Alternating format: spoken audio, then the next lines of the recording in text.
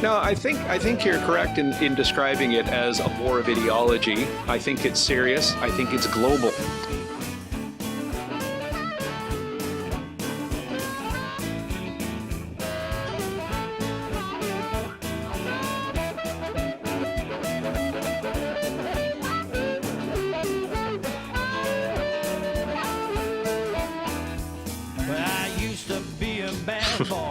The greatest threat to our freedom of speech, I would say, is political correctness.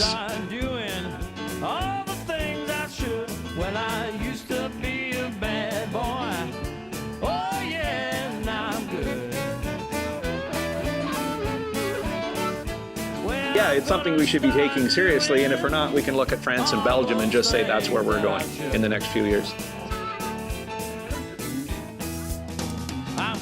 Get me a job working 16 hours a day, 7 days a week, and bring you all my pay. Well, I used to be a bad boy. Oh, yes, now I'm good. Well, I'm gonna start doing everything that I should.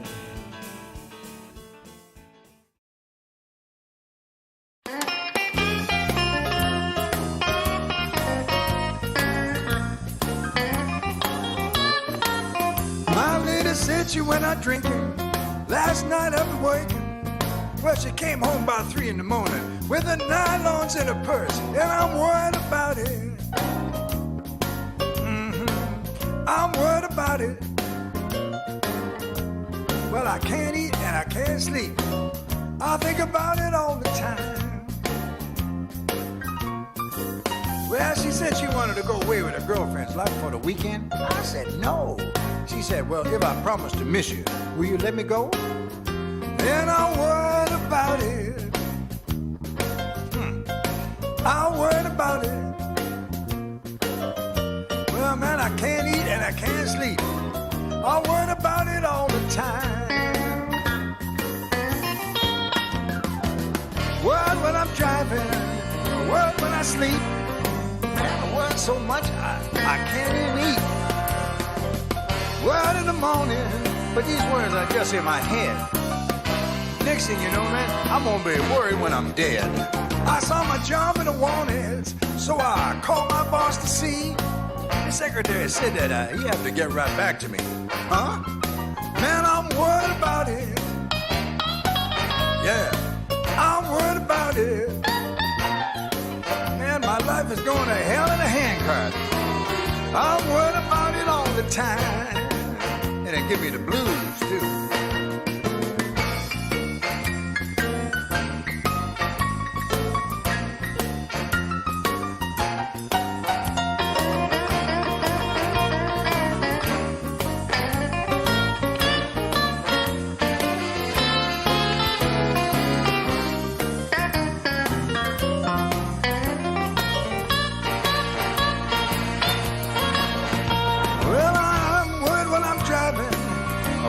Sleep. Man, I worry so much I can't even eat. I'm worried in the morning, but I know these words all in my head. But the thing I'm worried about now is I'm gonna be worried when I'm dead. I saw my buddy sneaking out the back without making a sound. And then I noticed my dog don't bark whenever he come around. And I'm worried about it. Oh man, I'm worried about that. Yeah, I can't eat and I can't sleep. I'm worried about it all the time. Well, I can't eat and I can't sleep. I'm worried about it all the time. Man, my life's going to hell in a handcart. I'm worried about it all the time.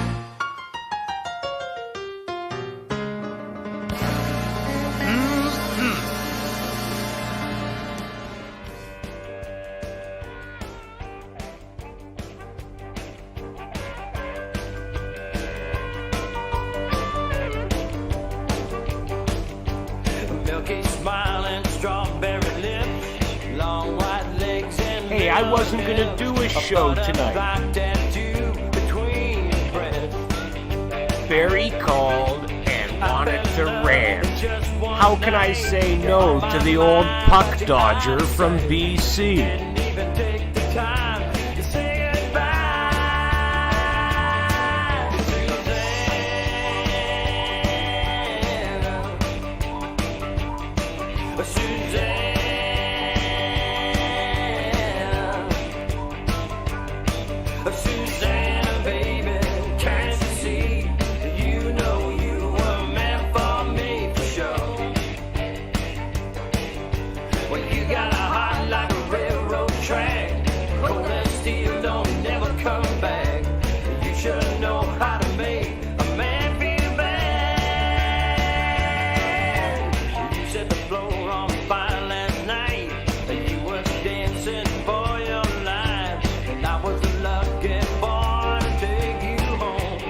You're listening to Hamilton's Homegrown Trick Bag with Les Smith.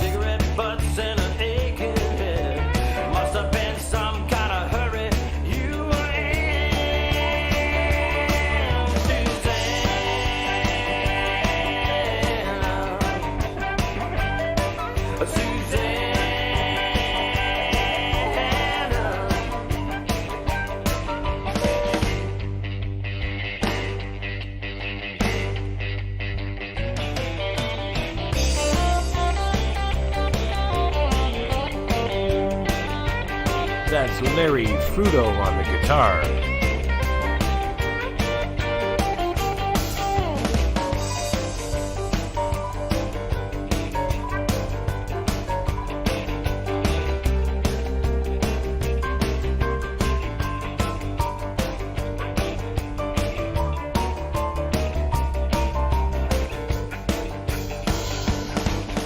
A milky smile and strawberry lips, long white legs and little hips, a butterfly tattoo between her breasts.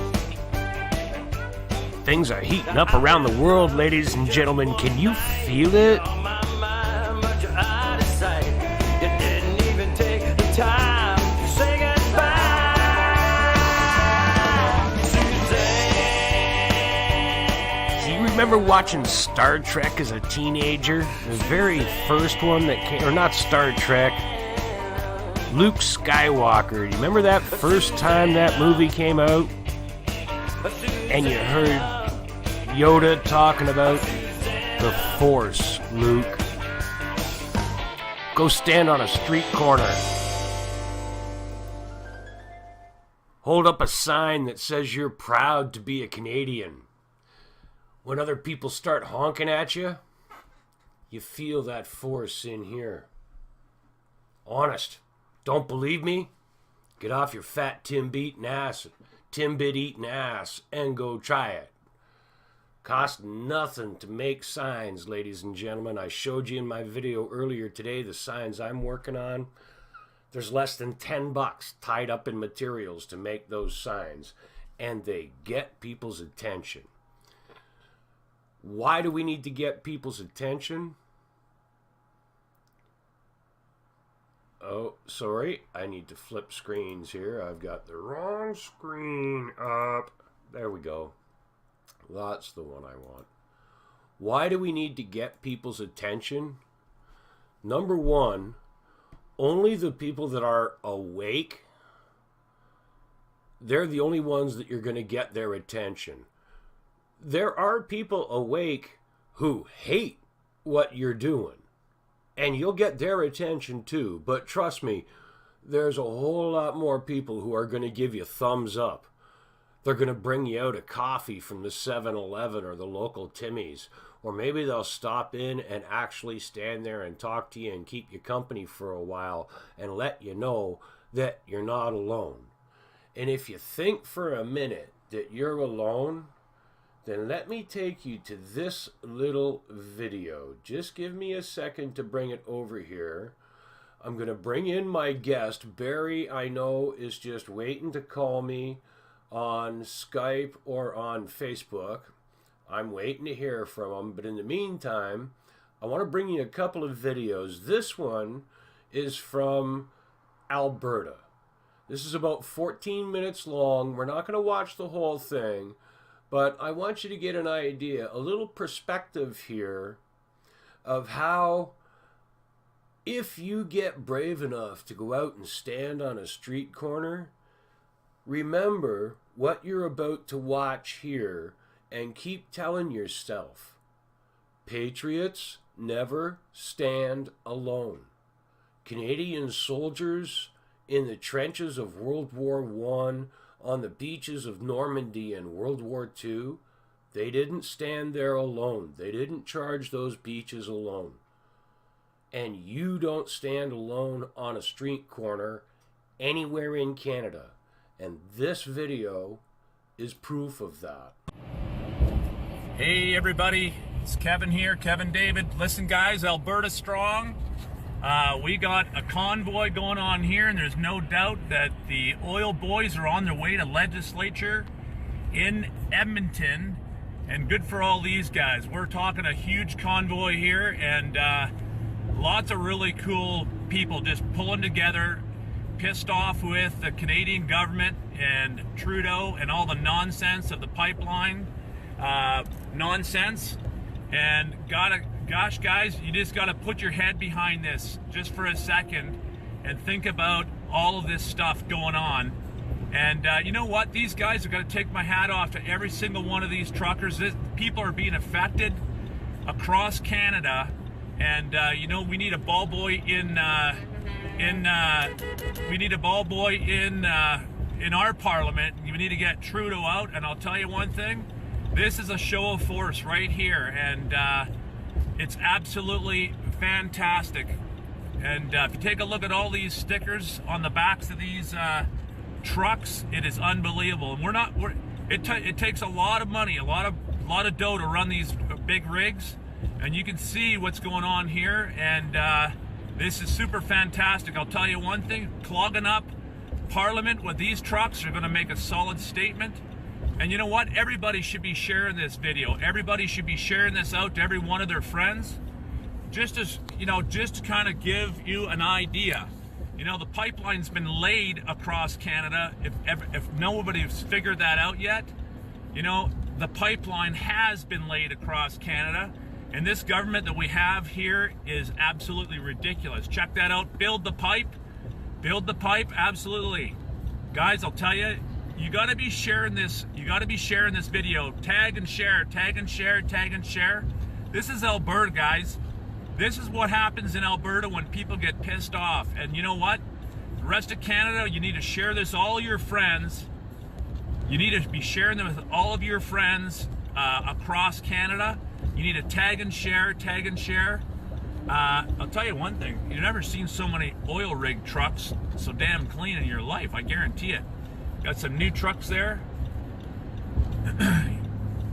But to see this type of, you know, to see this type of stuff going on, it's like you want to really be taking note of this. You want to tag and share every one of your friends, because it's guys like this, it's companies like this, right? Guys like this, they're getting laid off. These are Canadian businesses. And yeah, as you come on, I want you to tag and share this. I mean, you can just see it for yourself. It is happening, and people are ticked off. Hey there, Shelly and Dale, Karen, Leona. You know what, guys?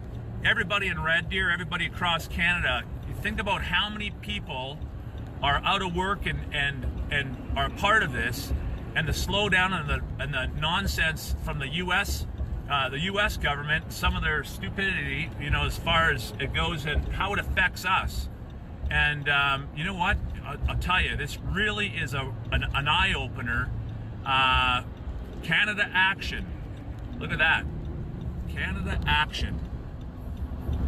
Absolutely. Boy, I'll tell you right now, this is very, very, very impressive. Look at that.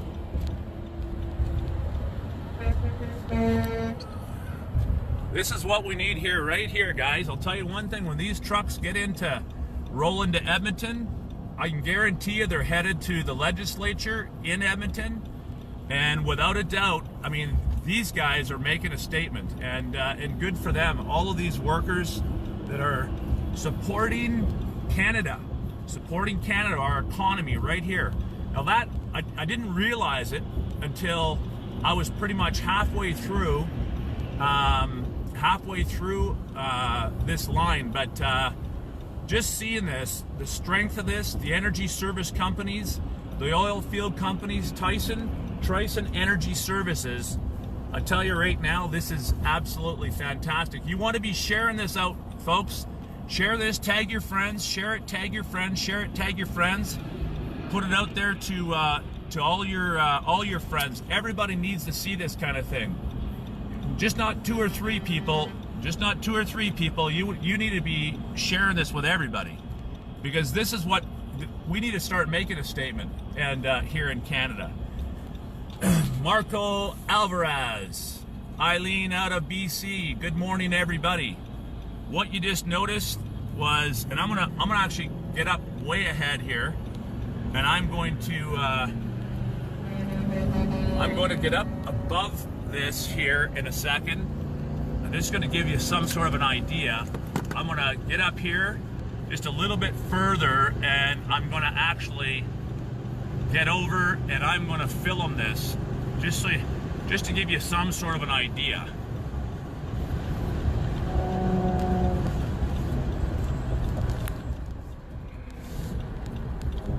Just to give you some sort of an idea. Okay.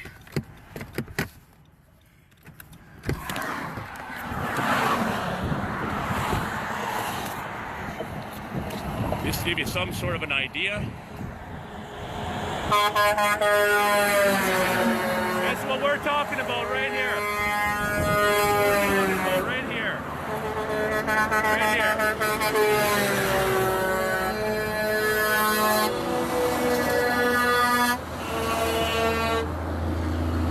That's what we're talking about right here. You want to make some noise, I'll tell you that.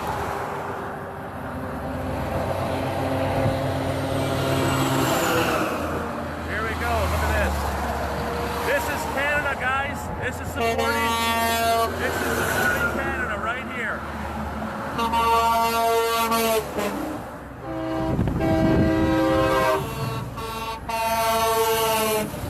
That's what we're talking about right here. That's what we're talking about right here, guys. You want to talk about people with terrible right here. This is Alberta.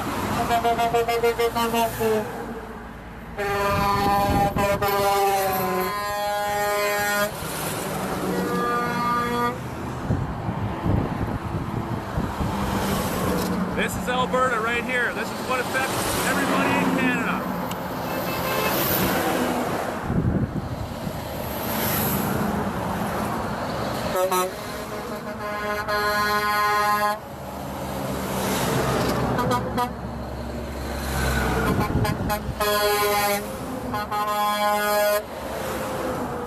As long as the day is here, Trican Oil Service is right there. Right here.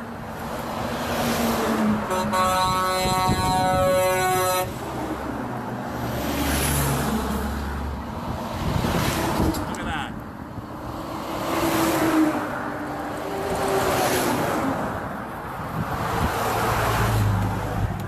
And that, my friends, that's Alberta. A little bit of cowboy right there, but I'll tell you one thing. These guys are doing the right thing to make a statement. You need to tag and share this video, okay, via Facebook, and get it out there. And you know what? If you're not doing that, you're not doing your part. If you're not doing that, you're sitting back watching things happen. These guys are creating activity. And you know what? I have this saying, you know, when you feel good, you do good. What these guys are doing is making a big statement. And I'll tell you one thing, you got to be Alberta proud about this. I'll tell you that right now. Unbelievable. Tag and share. I'm going to run this right up. I'm actually on my way to a meet this morning in Edmonton, and this is just absolutely so rock and roll. You want to be tagging and sharing this with everybody.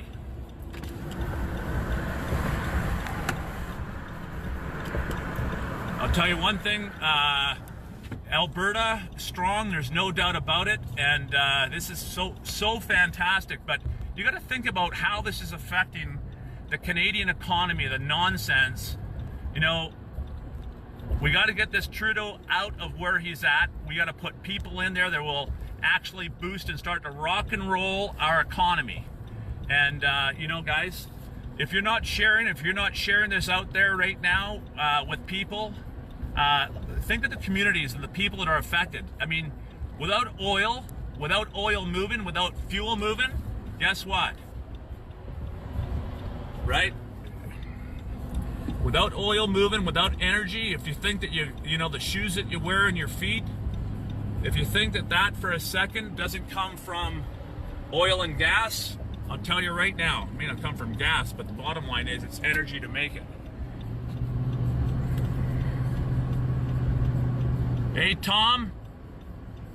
Thomas, go back and watch this big convoy, Tom. Look at that. You know, I'm just kind of curious whether this essentially could be looked at it as distracted driving. I don't think it could be. But I'll tell you one thing, look at the boys from Trican. You know, these are people that are making statements, and good for them. You guys got to be sharing this. Tag and share, tag and share, tag and share. Tag and share this live Facebook feed. Tag and share this live Facebook feed. These guys are going to the legislature. There's no doubt about it. What would be kind of really interesting would be to have an afternoon Oilers-Calgary game. Of course, we'd have to probably see Calgary lose. But anyways, point is that we are following this big set of rigs right through here. And, you know, there are actual cars and transports pulling over for all of these guys. This is very impressive. Tag and share, guys. Tag and share with all your friends. You need oil to make things work, guys. This is the energy sector right here that's been, and if you don't think that the economy in Canada is going to be affected with all this nonsense, absolutely it will be. Look at that. Imagine this. Without the oil sector, that plane up there that's landing at the Edmonton International Airport, wouldn't it be off the ground? Yeah. Yeah. I remember a story. Actually, Tom is probably shaking his head right now. Yeah, Shell, you are right about that. This is a big eye-opener.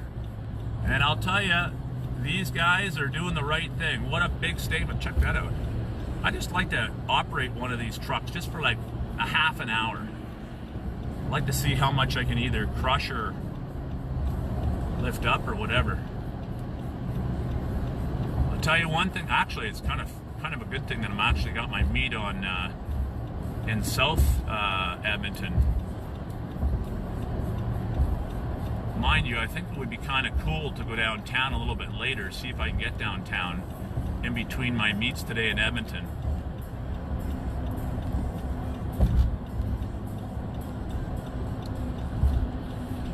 Yeah. Tag and share, guys. Tag and share. Tag and share, tag and share, tag and share.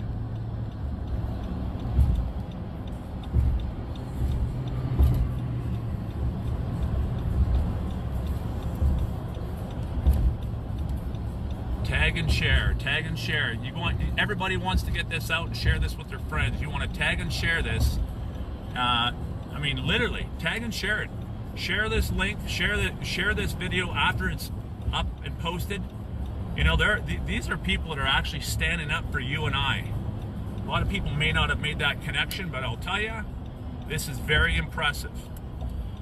Very impressive. You bet you there, Shell. This is very impressive. I like to see the traffic and congestion that this is actually going to create. And these guys are all stopping off at the, actually they're probably going to be picking up here and convoying in with a few more. Very, very, very impressive. Okay guys, tag and share. I want to finish this video up. I'm on my way to my meet. Have a great day. If you're feeling good, you do good. Don't forget that. Create the activity. Just take a little bit of activity today and make it a great day. Big prayers out to the guys and they're rolling into legislature today. This is awesome. Well, there you go, folks. That was Edmonton. Now, I am going to bring you another couple of videos here. Yes, I have Barry Prince from BC ready to come in. He's just touching base via Facebook Messenger, making a video call and like a phone call, video call. You know how it works on Facebook Messenger. He's going to bring in Mike Traherne. I've had several text and phone calls with Stephen Myatt. Stephen Myatt is out in Alberta right now, and he's going to try and find the time to give me a call. Mike Traherne might not be available until 9:30. I'm also waiting to hear from Jorgen Vollrath, who's hopefully going to be able to join us tonight. In the meantime, folks, we've seen, if you watched the Billy Joyce video that I posted and played segments of, in Billy's video, he has a short little clip of a yellow vest protest from Ireland. I've got the full, I forget, I think it's about, I'm looking here, I think it's around 11 minutes, 8 to 11 minutes, or 8.11 minutes. Anyhow, let's call it 10 minutes worth of video. Now, this is the full presentation of the group that organized. This isn't a huge rally, okay? This is a full presentation of the issues that the group that organized this particular rally in Ireland, 15 points that they are bringing forward. And I want you to listen to them. Some of them, especially regarding social housing, which works a little different in England and Ireland than it does here. But a whole lot of their other concerns, again, they have the same concern regarding referendum initiated by the citizens, what we here in Canada would call the power of recall, okay? We don't have that. That's what the French are pushing for. That's what the Irish are pushing for. I want you to watch this video, okay? Take it, if you want, I'll back up and play it again at the end of my show, or you can come and watch the recorded show on my Facebook and just fast forward to this and replay it. Ask me, I'll send you the original video on Facebook, or I'll email it to you as a PDF attachment on an email, okay? But right now, watch this. Listen to the 15 points that they talk about here, okay? And I guarantee you more than 10 of those points are going to be issues that we Canadians can relate to going on here in Canada. I may even turn my mic on and voice over as you're watching it, just to reinforce the points that they're talking about in Ireland, the same things they're talking about in France and Germany and every other country around the world that is taking on this yellow vest movement. So please, take a few minutes, watch this, listen to it, go back, watch it again when the show's done tonight. Makeup artist, please. As recognition of the desire and right of all people to live, work and thrive in a safe, modern and dignified manner, a call to unity and action in the form of simple yellow vest has rang out across many nations. We, the Irish people here today, recognise and acknowledge that call, and we gather with purpose and determination. No longer shall we accept cold, cruel bureaucracy as a legitimate reason to use force against those struggling to keep a roof over their head. No longer will we tolerate corruption, cronyism and political deception. No longer will we allow our people to suffer for want in this island of plenty. In deference to all, we insist action be taken immediately with the following demands. 1. We demand citizens-initiated referendums. 2.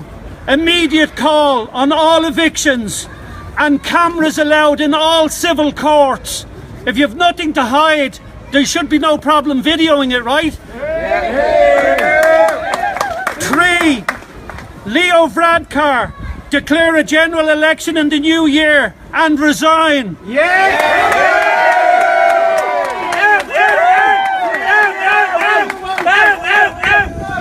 4. Cervical cancer HSE staff at the top responsible, fired, and Simon Harris resign. Number 5, constitutional protection of Ireland's water from privatisation. Number 6, medical cannabis to be legalised immediately. 7, a prohibition on all TDs from being housing landlords or beneficiaries. Number 8, and it's a very small list, by the way, there's only 15 here and they're easily taken back. Look what the Parisians did. 8, return of Ireland's oil and gas reserves to public ownership. 9, an effective means to remove corrupt Gardaí, civil servants and especially judges. Number 10, immediate distribution of food and fuel vouchers for people going hungry and cold. 11, cap rent per bedroom to €400 a month. Cap rent on it. Number 12, a complete abolishment of the TV licence. Because why should we fund propaganda when it's only through social media probably any of us has met? Number 13, enforce full corporate tax rate on multinationals and collect revenues owed. I mean, most of us are given 50% of our wages while we're telling Apple, keep 13 billion and people homeless on the street. It's crazy. Number 14, a raise in minimum wage to actual living costs. And 15, abolish household charge and property tax. Irish people stand tall, proud and tall, as is your right. Let this call to action spread across the whole of Ireland. Take to the streets, the roads and bridges. The time to stand together has come. The time to defend our children's future has arrived. We are stronger when we're not divided. So let's all meet next Saturday again and let's grow this movement.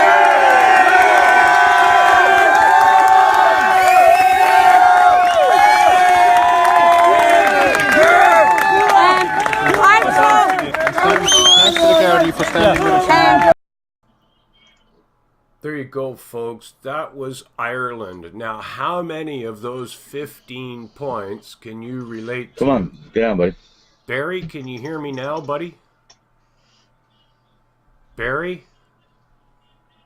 Barry's not hearing me.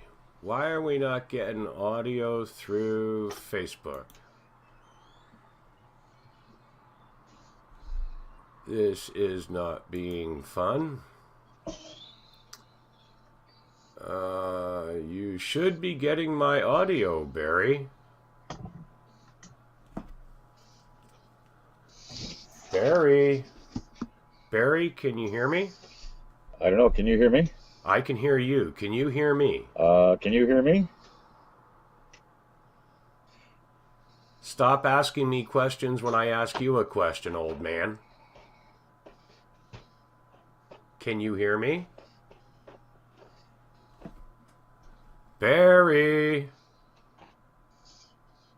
We can hear you, Barry. I'm getting your audio. Okay, well, if you're getting But my you're not hearing audio, me then... for some reason.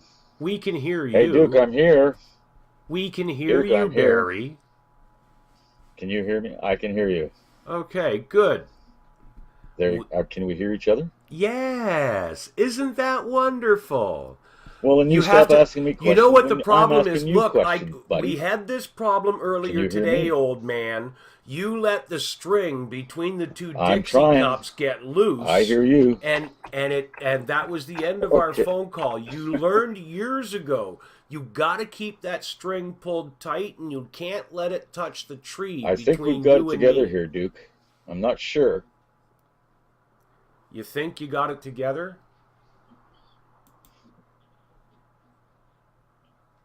Can you folks? I can hear both. I can hear you both, says Denise. Yay! So the sound's working. How many cookies did you eat today? Some nights I wonder. You got to fire that producer of yours. Yeah. Go get your buddy in here, Big Bad Steve. Let him produce the show, and you and I can just rant. Hey, buddy, and talk I listen. Honest to God, I have been behaving myself. I wanted to keep my brain sort of half functional. Okay, well, I'll tell you what. You get your buddy in here. Who, Mike? Mike Traherne is going to join us in a little while. Billy Joyce is busy doing family stuff. Amazing Polly, I talked to her on Messenger via Twitter. Not open chat on Twitter, but a messenger system on Twitter. And she's just not comfortable going live. All of her video work is pre-recorded and she edits it and that sort of thing. She's not ready to go live, and that's understandable. Billy Joyce was the same way just a few months ago. I don't mind saying that I was one of the first people that Billy went live with. In fact, I think one of the first times he did a live show was on my show. He was rather nervous about it, you know, even though he does all, you see, he's done, I don't know, over 1,500 of his videos, but none of it's live. You get to sit down and pre-record it and review it and pick and choose what you want. That's not how live stuff works. Live is like running a marathon. You got to be ready to dodge a pothole there or take a glass of water here when you don't expect it. That's live. Right? Like Barry, you do live radio. It's the same thing there. You never know what's coming out of left field.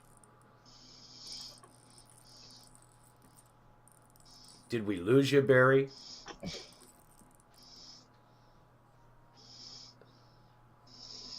Yeah, you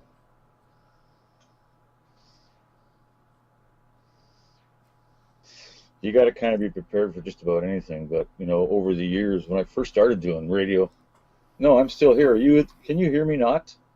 Yeah, we can hear you. Just there must be a delay or something, or you're busy rolling a joint. I don't know, because you sat there staring at the table while I was waiting for you to say something.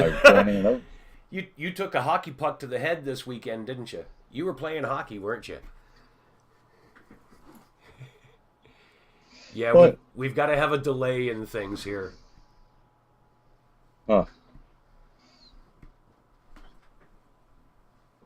No, I don't know why this isn't working smoothly. Well, yeah, we got a delay going on here, Duke. Yeah, no, we got a delay going on here that's really screwing us up. Okay, because I'm talking, then you're hearing me, then I'm hearing you, and you're talking. So what the hell's going on here? I honestly don't know. Why is it doing that? Sure.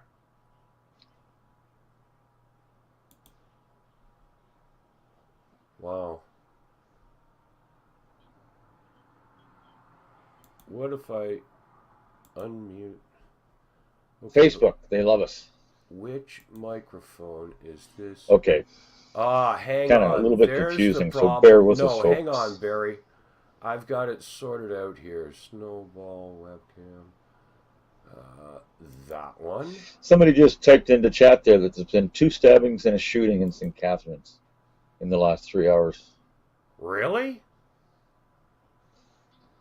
In the last 3 hours, 2 stabbings and a shooting in St. Catharines. Wow. Barry, can you hear me now? Without the delay? I just changed the microphone on Skype or on Facebook Messenger. Let's have to look into that. Isn't that where you live? St. Catharines, yeah. Yeah, I can hear you, Duke. Just there was some kind of a delay going on. Huh. I'm still getting a delay from when I'm hearing you and when I'm actually talking, buddy. That's weird. I don't know why it's doing that. I'll tell you what, folks. Barry, you go look into that St. Catharines thing. I'm going to see what I can do about this audio issue. Folks, I've got about a 4-minute video here that I wanted to play for you before I brought Barry in, because we are going to get into Barry was ranting at me earlier today about a few things. Yeah, and it is. We are going to talk about geological events. We're going to talk about biblical revelations. We're going to talk about the Yellow Vest movement, but more in perhaps a broader perspective, not just the Yellow Vest movement, but patriotism in general and what we patriots might have to look forward to. I don't know. That's kind of a rocky subject between Barry and I. But Barry, you go see what you can find out about this business in one shot in a robbery in Sleepy Camrose Christmas Eve. He is in Edmonton Hospital. See what you can find out about this in St. Catharines. I'm going to see what I can do about this audio issue with your Facebook feed. Maybe we'll switch over to Skype and we'll see how that works. In the meantime, folks, watch this video from Britain. You do have to be able to speak sarcasm in order to understand this video. So here goes. If you're wondering why the society you've lived in all your life feels as if it's being pulled from under you like a rug, it's because while you weren't paying attention, your wholesome values were quietly reclassified as ugly prejudices, and now you are the problem. You believe in free speech? No, you believe in hate speech, and now you're a criminal. You like democratic sovereignty? Then you're a xenophobe and a fascist. No platform for you. You want a secular society, you Islamophobic racist? You're spreading hate, and you'd better be using the right pronoun too, if you don't want to be excluded for the sake of inclusion. In short, there's no place for you or your kind in the bright new tomorrow we're building. Now that the minds of an entire generation have been thoroughly rinsed through a progressive education that hates Western culture and everything it stands for, and everything that you hold dear, there's been a climate change that you didn't see coming. The climate has changed against you and your privilege, and without wishing to put too fine a point on it, your presence is no longer required. The best way to destroy the foundations of a society is to teach its young people not to respect them.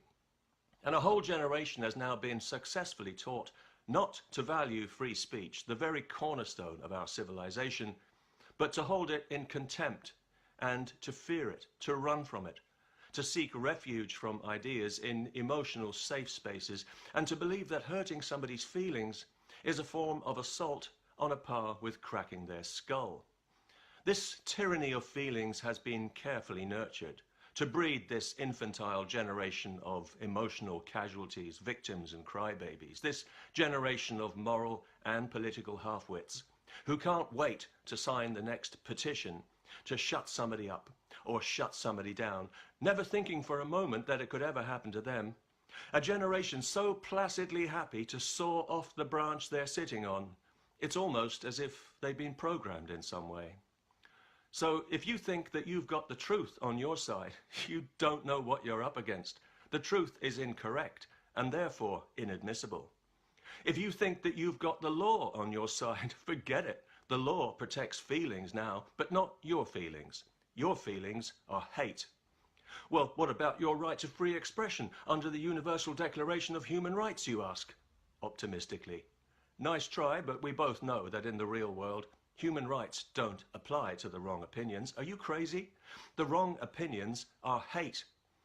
You need to understand that when breeding the perfect captive society of self-policing petty censors, you can't afford to let somebody just come along and undermine it with a rational argument. So feelings outrank rational argument now. You probably noticed that when you were banned from social media. And rational argument, when it hurts somebody's feelings, is, you've guessed it, hate. You see, progressive moral righteousness can make up these rules as it goes along, because it's got itself on its side. So really, you can't win. They won't even listen to your arguments as they beat you down with their phony buzzwords. It's not about arguments or ideas anymore. That debate is illegitimate. It's about you being a racist monster, causing division and spreading hate. And it's about dangerous fascist throwbacks like you being aggressively purged from our society like a cancer. Just so you know what you're dealing with here. Welcome to Progressive Utopia.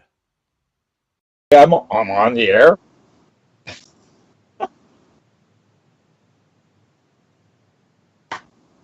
I'm sorry, you were the only one that couldn't hear me. Everyone else could hear you just fine. Well, You were getting frustrated at your own system and screaming and yelling at us. So please, I'm not screaming and yelling at anybody. Okay, shutting up. I won't talk until you talk to me. Hi, Mike, are you in here? I'm here. There you go. I'll shut up. I'm silent. I'm silent. I'm going to my corner. I'm the quiet guy now. Go make a cup of chaga. When I talk with you guys, I'm the quiet guy. Like how you are, Traherne. Yeah. You're the Duracell bunny, Mike. We get you going, and it's like, holy shit. Depends, when you fire it up. I mean. So yeah. So I guess, are you on Facebook as well now? Is that what's going on? No. Oh. What do you mean, me on Facebook? Yeah, just you and I on here, and Barry? Yeah, just the three of us, and this is going out live on Facebook, and my other computer is picking it up from Facebook and putting out live on YouTube channel. So we're on Facebook and YouTube at the same time. Yeah. Okay. Just being clear where we are. Whose houses we're at. We're at everybody's houses, bud. We're all over the place. Yeah, it's hard when we get into everybody's living room. Oh, there goes Barry.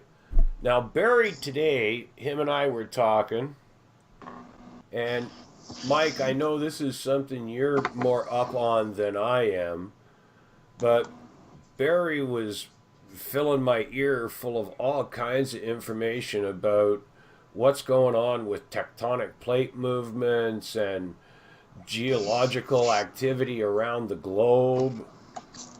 And I just read a big piece today on, I was looking at National Geographic and followed a link from that to something else that said the ice shield of Antarctica was growing despite claims of global warming, right? Factual. That's happening. That happened last year. I don't think I'd go to the extent that it's growing.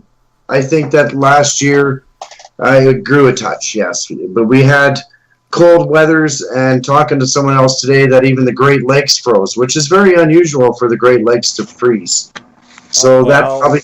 I can assure you Lake Ontario didn't freeze. Well, no, but some of the northern Lake Superior probably did, right? No, Superior and Ontario never freeze completely. They are the only two Great Lakes that never freeze. They're both so deep. Lake Ontario is over 500 feet of Lake Ontario's depth is below sea level. And Actually, Lake Superior is the same way.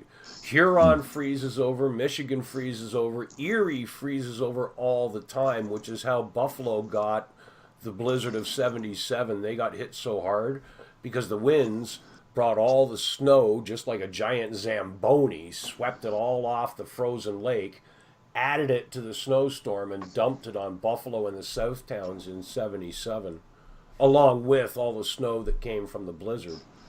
But, yeah, it didn't snow much in Buffalo, but also, too, though, of the Great Lakes, I think it's Lake Ontario, but it's only one of 2 lakes in the world because of its body that has a tide, actually.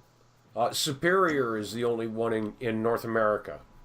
Lake Ontario doesn't have enough surface area. There's only 2 rivers. There's only 2 lakes in the world that have a tide. And two freshwater lakes. One I think is in Turkey or something like that.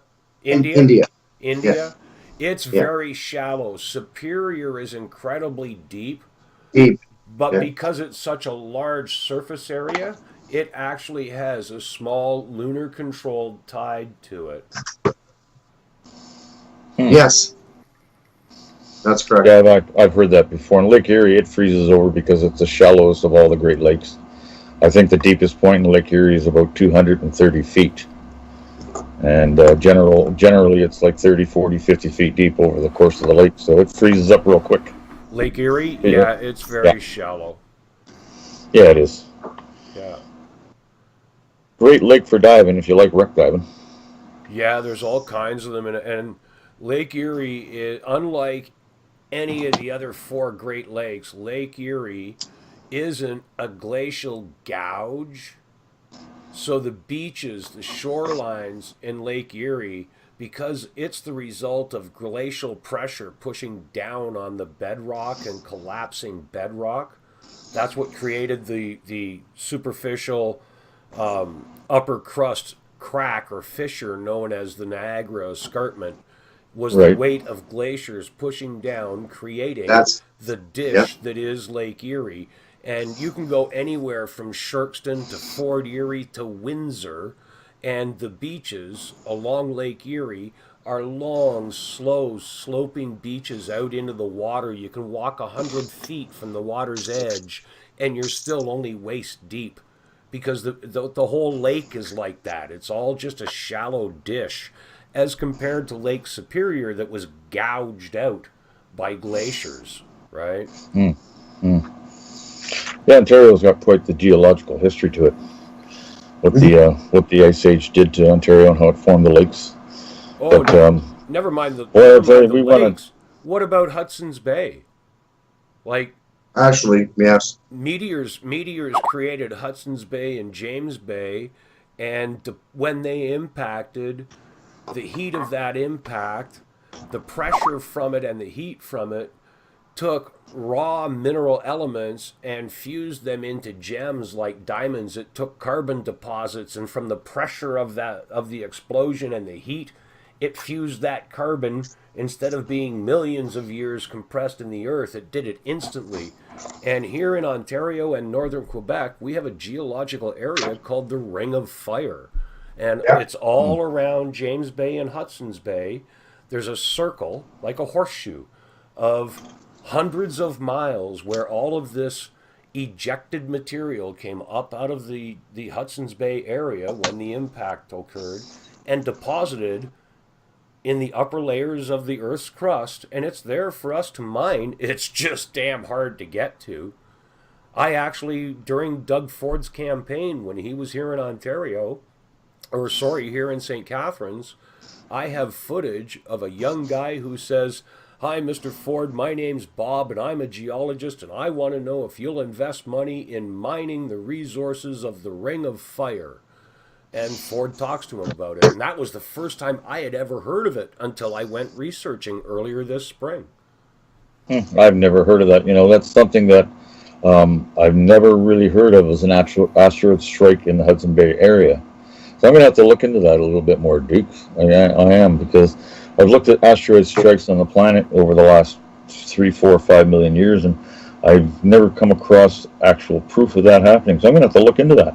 Yeah, That's really interesting. Look into Hudson's Bay or James Bay or Ontario, Ring of Fire, gemstone, emerald deposits, all of it. It's like somebody went along and sprinkled fairy dust of gems and minerals all around Hudson's Bay. And if you think about it, Barry, consider Hudson's Bay as the main impact, James Bay either preceding or trailing fragments of a meteorite that would hit first, boom, boom, boom, and then the big one, or the big one, and then boom, boom, boom, 2 or 3 small ones, not quite on the same trajectory and impact line, but right after each other, like a sequence of bullets before the big cannon. Well, that's why I wear my tinfoil hat, dude, because if any one of those things come down, I want to make sure my head's protected, buddy. Okay, so people ask me why I wear my tinfoil hat. I tell them, one of these days an asteroid's going to strike, and boy, you're in trouble and I'm not. I'll have you know that my top hat is lined with tinfoil just in case, buddy. I grew up a Boy Scout, you know, be prepared. Be prepared. But anyways, getting into the seriousness of our conversation, we were going to get a little serious tonight at one point. I don't know if we want to go there yet or not, if we're still in the joking mood. But no, all joking aside, I like talking with Mike a lot, because Mike and me both really kind of, I've found through my conversations with Mike that he follows geological events and sees things pretty well the same way I do. So it's good to have him in on this conversation, because really what we see right now is a crescendo of geological events happening on our planet. And of course, you're not going to hear this on mainstream news, but if you really start looking at the numbers and the figures of activity on the Ring of Fire, activity on major fault lines, and the potential right now, we're living in some pretty interesting times. Wouldn't you say, Mike? Would that be an understatement? Absolutely not an understatement. I'm being facetious, buddy. Go ahead. You know, maybe our problem's not Islam. But anyway, we'll get through this one. We're not talking about that. But, yeah, of course, we have, volcano activity and portals, more space, gateways, entries, those types of things are things that I'm really versed on. But, the volcano side of things are the things that are really stressing me out at this point in time. We spoke about earlier about the off the coast of, Italy and Greece right there, which when that one last blew, it blew 22,000 square kilometers of lava. It averages of 36 inches to 10 feet high walls at 420 miles an hour, wiped out civilization in its tracks. And it covered, Europe and the UK and parts of Turkey and Russia and parts of the Middle East.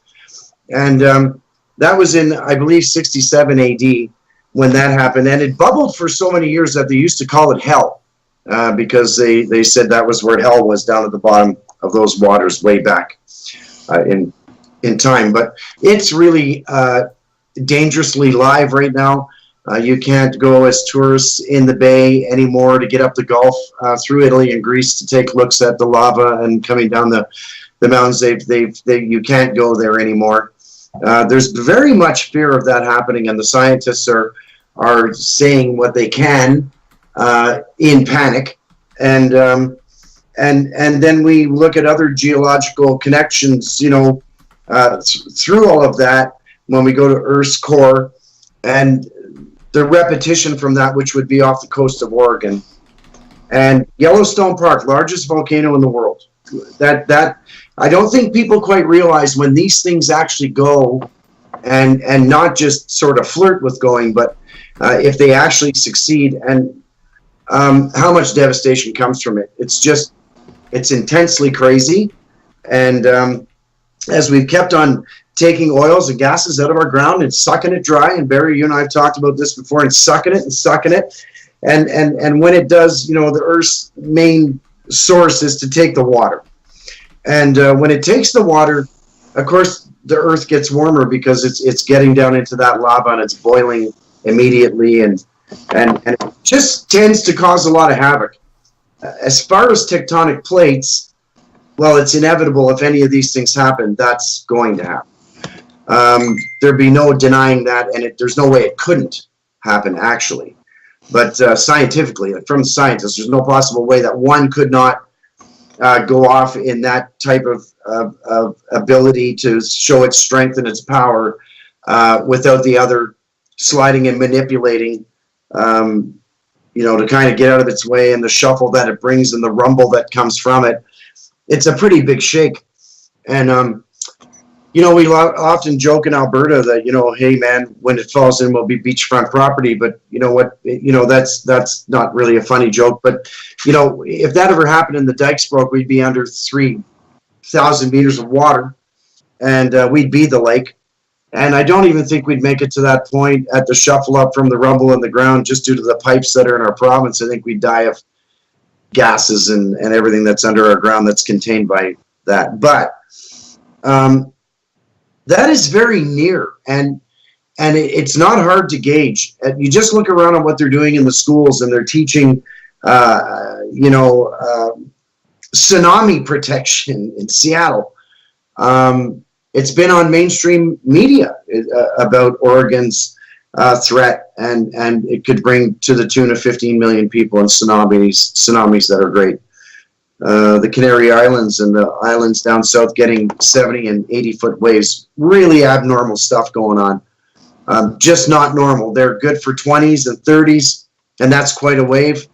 But, a few weeks back, 70-footers, Barry. I was looking at that, Mike. 70 footers. How do we explain that kind of activity right now is a big question. When we talk about the Cascadia subduction zone, I've been actually studying that quite a bit here in the last 3-4 months. I try and get my hands on as much information about it as I can. I listen to lots of different varying opinions on it. But really, that probably right now is the biggest threat to the west coast of North America and commerce in North America. And the fact that subduction zone is overdue to move. We talked earlier about in 1991, they sent a camera down to have a look at the spike, the actual spot where the two plates, where the Juan de Fuca ducks underneath the Cascadia, or the North American plate. And in 1991, they had a rise in the sea bottom of 4 feet, which they monitored. But they went down last year, I think it was for 2017, in March, I think it was of 2017, they went down at the same spot. And that spot now has grown to almost 100 feet. Yep. 92 feet is what they measured. So since 91 to now, the plates have pushed that far that it's caused it to rise that much. And what that is, of course, is a tremendous buildup in pressure. And when this one does go, the longer it goes without moving and releasing the pressure, it's going to get bigger. And boy, I'll tell you, that's one that we could really be looking at in our lifetime, in the next 5, 10, 15 years, if not tomorrow. It'll change our lives forever. Everybody that's listening to this show right now, believe it or not, if that goes the way they say it's going to go, we're all going to see a major change in our life. I think especially the U.S. for sure. Well, we talk about them. You know what? We're not doomsayers, Mike, but I know you follow it. I follow it. I've looked at the rise and increase in earthquake activity. I look at what's going on in the Ring of Fire right now. I look at the rise in volcanic activity around the planet right now, and there's an undeniable spike in volcanic activity. So really, what are we seeing? We're seeing an incredible rise in activity on the Ring of Fire. We have 3 or 4 zones right now that have potential to create massive earthquakes, and they all seem to be overdue or right in the proper time frame for a major movement. So we seem to be seeing a cascade of events. And, I know I've studied, one of the things that I have studied and looked at is earthquake swarms that the Earth has actually experienced in the past. Mm-hmm. And, of course, our history is very brief compared to geological history of the planet. But the planet in the past has gone through massive, massive earthquakes in the 10 magnitude that have actually split continents apart. And to say that can't happen again, I think you'd have to have your head in the sand. We're just seeing an incredible spike right now. It just happened in Africa 4 months ago. Right across the continent. Some places 1 kilometer deep, 3 kilometers wide. Some spots only wide enough to put your foot in. But the bottom line, Africa's got a huge split going on it right now. You talked about the Canary Islands. I'm trying to pull out the name of the. I'm just trying to remember the name of the volcano. Yeah, in Africa, it's called the Rift Valley. Yeah. Well, that's huge. And the one in Arizona is huge. There's a couple others that have opened up that the Earth seems to be splitting, but the one that I kind of was looking at, I don't have the name in front of me. Maybe you can help me with it, Mike. The volcano on the Canary Islands, that Campa Fugi. What it's? Oh shoot, I'm No. bad at that.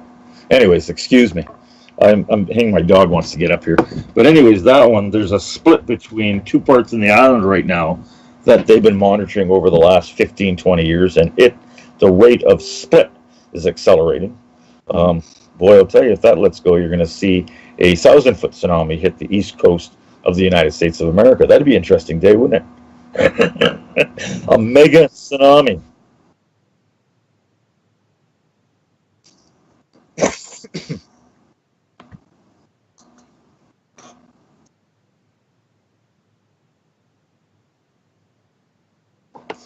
We're only talking about some of the events we're seeing, but we're seeing more 1,000-year floods, not just 100-year floods. We're seeing more 1,000-year floods on this planet in the last couple of years. That, if you really looked at the numbers, it'll stagger you. And these tsunamis that have hit and the floods, how many people they take? Well, the potential. We haven't really seen it, with the exception of what happened in Japan in 2011. Of course, the Indian Ocean in 2004 was massive. Killed 250,000 people. But these events are going to continue to happen. But we're really right now kind of at I consider to be a dangerous time because of the increase in activity. The more the earth shakes, it's going to let the pressure go. I mean, I listened to what Dutch Sense is talking about lately, and he's been pretty accurate on his predictions. And pretty accurate. He's about 79 to 80% accuracy rating on his predictions, and he's saying the same thing that. I'm kind of not mimicking what he's saying, but he's saying the same thing that he's seeing in the years that he's studied earthquake activity, an incredible rise in earthquake activity worldwide. And I'm convinced he is the best in the world at it. Well, 78%. He's, if I was living in an area and Dutch Sense said to me that there's a real good possibility of a big shaker happening in your direct vicinity, I'd be heeding it. And you know what? The guy's got testimonials on his site of people that actually heeded his warning, got out of the area, and probably saved their lives by listening to his warning. So I listen to him all the time. I try and spend a few minutes in there every day listening to his prediction and what he's really calling for. And he's calling for a really, really interesting time coming up here in the next little while. Yep. So we're just take heed, folks, and be prepared for it. That's what we're trying to tell you tonight. Get prepared. I was talking to someone else too, and they were talking about end times the other day, and they said, you're probably correct. He said on all of your devastation that we possibly could see in a very near future, and very near, and it's not a what if anymore, it's kind of when, and we always say, and not in our lifetime, but whose lifetime. And that's what they said before Candlestick Park earthquake interrupted the World Series. And nobody knows when, Mike. Nobody knows when. No, if we knew that. It could be 5 minutes from now. It could be 5 years. It could be 20 years from now. We don't know. But we do see the increase in activity. It's near. Yeah. It's here. Mm-hmm. And, you talk about, anybody that's listened to me talk, before knows I'm a Christian. And I do follow Revelations. I don't sit here and thump it down your throat. I don't thump that down anybody's throat. Everybody can make their own decisions in life. But my studies in Revelation and what I see right now, I'm sure I'll hear a lot of kickback saying, that there's a lot of manipulation going on, blah, blah, blah. It's not all what you think. But if I really sit back and look at all the correlation of events that are happening right now on this planet and how it all ties into this particular time that's talked about in the book that I follow in my life, and I'm not scared to say that, this is where I'm at in my life, buddy. It's like me, it's like reading a newspaper, and very accurate. Let's take that assault that's upon us, and now let's just lean towards space for a minute. Space. That's a really tricky one right now because it's so active in the stars, and things that are happening up there with Venus and Jupiter and can we? I hate to rain on the parade here or put a damper on things, but can we please all keep in mind that as the human race, our knowledge of the world and the universe around us, how things are interconnected, it's pretty limited and it's pretty new to us. It's been and continues to be a very steep learning curve. Is that fair to say? Both of you, would you agree Very with that? Well, considering Okay. the size of our brain, yeah. Yeah, like it was Billy Joyce who said, "We know 5% of 5% of everything there is to know." So we know that much about that much of everything there is to know. I have to talk to Barry on that. Was there a solid source to that? I don't know. I don't know where he I came don't up with think so. that I don't figure. believe so. I I don't don't. know. I don't I believe so. don't I know. think But it, you know what? It kind of I'm- makes sense, because if you think about everything there is to know, the human brain might have the capability to know 5% of everything. And at our point in evolution, we only use less than 10% of our human brain. So we, at the best, might know 5% of that 5% of everything. Well, our brains aren't Just- even aren't big enough to even begin to fathom and Nope. comprehend. Not when you at go all. into a warehouse sometimes, and then and the front of the office is a little empty, but the warehouse is really big. That's kind of the way I look at that. We got a big warehouse, but not many people, putting very much storage in there at this point. Not much in the way of inventory management. Was that politically correct? I I think don't so. know. I don't speak politically correct, so I didn't I recognize just it tried as it for the such. first time, and it went over quite well, actually. Glad you think so. It took a lot of practice, but One of the I've things had that some- people I've should had- be a pain. I've had some Go ahead. people in the YouTube chat room asking for a reference on the Truth Bomb video. I Yes. will post that information into the description on the YouTube and the Facebook channels after the show's done. Okay. The other Alberta Truckers video, you can find that on Facebook. Just look for Kevin J. David on Facebook. That was his personal live feed. You can find it there, and he has some other videos on his page. That's Kevin J. David. I I like will what they're post doing. that Duke. information later. Pardon me? I like what they're doing. So do I, buddy. So do I. And But from we're what seeing I've it been happen reading worldwide and right seeing, now. Yep. And people seem shocked that it's spreading Canada wide. Guess what? We're just connecting the dots over a really big country. People don't realize it takes 2 days to drive west out of Ontario. Like, Yeah, just before you Canada even hit is Manitoba. Yeah, it's Well, people have no concept. If you live in Toronto or if you live in Calgary and you've never been to Edmonton or you've never been as far as Fort Mac, you have no idea what it's like to wake up in the morning, drive all day long, and at the end of the day when you're ready to park and go to bed, it looks just like the friggin' place you left in the morning because it's the prairies. Okay? well, no, now hold on a minute here. Just whoa, man. Dude, Because from central Alberta north, it's all trees and hills, and it's the foothills into the Rockies, and we have a lot of we're Rocky. talking over Alberta. too. When's the last time you went across Manitoba and Saskatchewan, dude? You can fire a shotgun, drive down the road, and wait for the pellets to catch up to you. Okay? Like, man, I know guys with bungee cords in their seatbelt brackets on their trucks because they just hook the bungee cords into the steering wheel, go into the bunk, and make a sandwich while they're going across Manitoba. Okay? It's like, I rode a motorcycle to Calgary, dude. I went across Saskatchewan I laid back and put my feet out on the front of the bike and steered the forks with my feet because there was nothing to do for hours.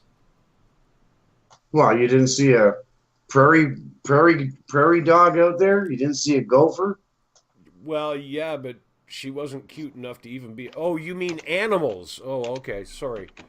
Dude, listen, Saskatchewan, there's a pretty girl behind every tree.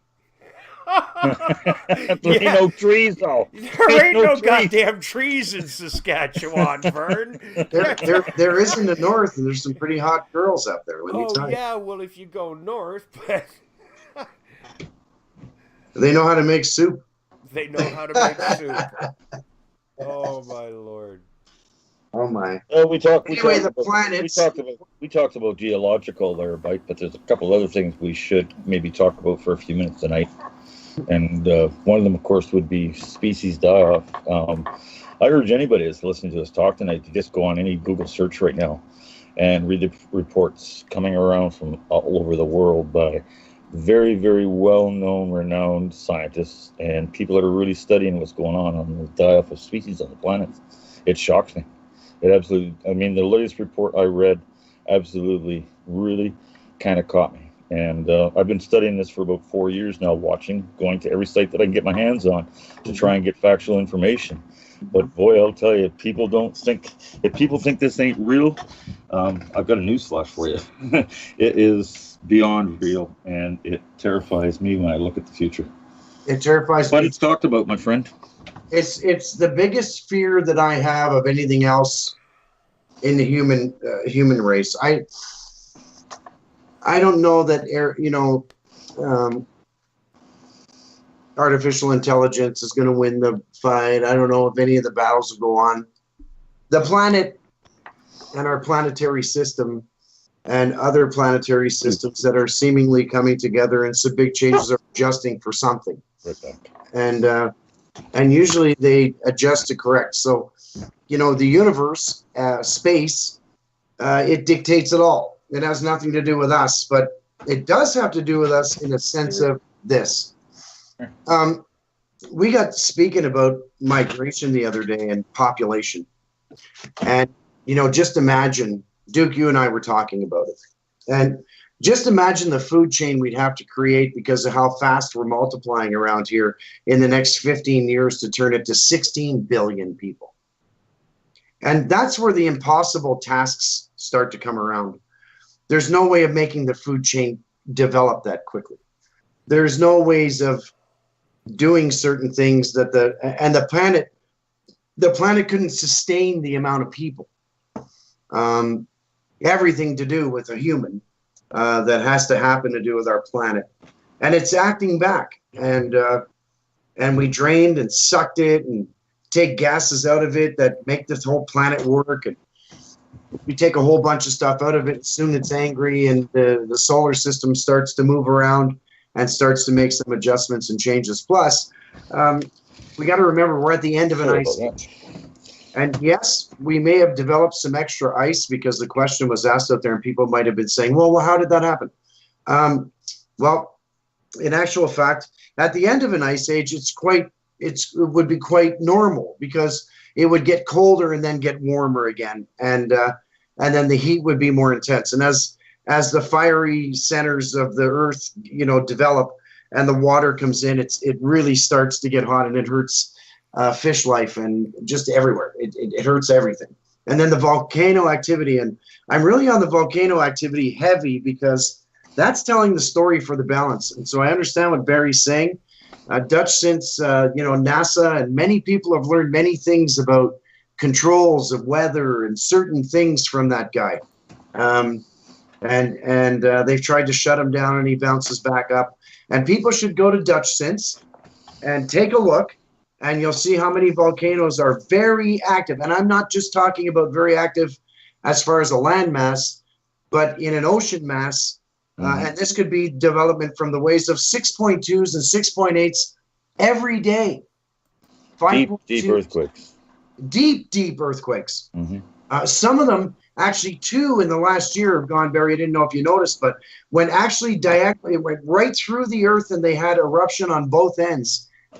right Yeah, in line, like a there straight was line through the earth. yeah, we had one that was 670 kilometers deep, and 4 days later we had a major event exactly almost directly across the planet from that deep Exactly. earthquake. And Directly. we're seeing more deep earthquakes than we've ever seen before right now. Yeah. And if you look at the numbers, you'll find out I'm telling you the truth about that, because it's what I've been looking at the numbers and following with Dutch Sense, and I go to sites that he sends us to, and you can really, really find out the factual information about the depth Lots of of these stuff. earthquakes and how many we're seeing. Mhm. So Yeah. something's moving around down there, boys. And you know, the shift in the ledges, I mean, in certain parts of these faults, in the Andreas side, you know, it's not so much about pressure. The problem is that there's slippage. And it's like, you know, if you take two blocks and you just put them together, just touching, and it's just sitting there, when it gets coming up to, you know, into the Seattle or the Washington waters in British Columbia, the island, all of those, Juan de Fuca, all of those areas are all slippage of downturn. So what happens in the West Coast in the top is that if it actually slides off and drops, that's what brings the island towards the mainland. Mhm. Would it be as extreme as they say the island would land on Richmond? Possibly that. You know, that area, would it come to that type of discussion? Well, you know, it would, but we've never had one go off yet, so we don't really know. It could cover Vancouver. The island is huge. But that slippage is what makes it happen. And by the time we get connection again, you're already into the mainland. So they all have a little bit of a different twist, correct, Barry? Like they've all got a little different thing hanging on all over the place. And if one pressure goes and that exceeds and it slips, then we get the slip. And it does go, yes, all the way from like Buffalo, New York, and out in the west and down through the Gulf of Mexico. Like it gets huge where it all goes around. It's an amazing thing that happens, and it's part of encrustment. Guys, I want to take a minute here, just to take a second. I want to read you a post from Ron Devereaux on the Facebook chat page here, in the chat from Facebook. This was a few minutes ago, quite a few minutes ago. Because earlier today we had talked, you know, among some of the topics we were going to discuss biblical revelations, and both of you know that I look at the Bible as a history book. It's probably the oldest Encyclopedia Britannica ever written. With some add-ons. So, pardon me? With some add-ons. Yeah, well, whatever. If you're smart enough, you can read past those or filter whatever you want to do. If you're smart enough, you have to have a free-thinking mind. Okay. Oh, I want you to listen to this, though. I want you to listen to what Ron chose to quote here. Okay. This is from the book of Matthew, chapter 24, verse 3. 7. Verse 3. As Jesus was sitting on the Mount of Olives, the disciples came to him privately. "Tell us," they said, "when will this happen? And what will be the sign of your coming and the end of the age?" Jesus answered, "Watch out that no one deceives you, for many will come in my name claiming, 'I am the Messiah,' and will deceive many.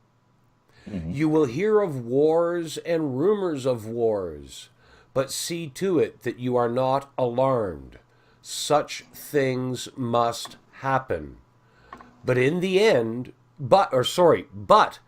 end is still to come. Nation will rise against nation, and kingdom against kingdom. There will be famines and earthquakes in various places. All these are the beginning of birth pains." The age of sorrows. I don't know, guys.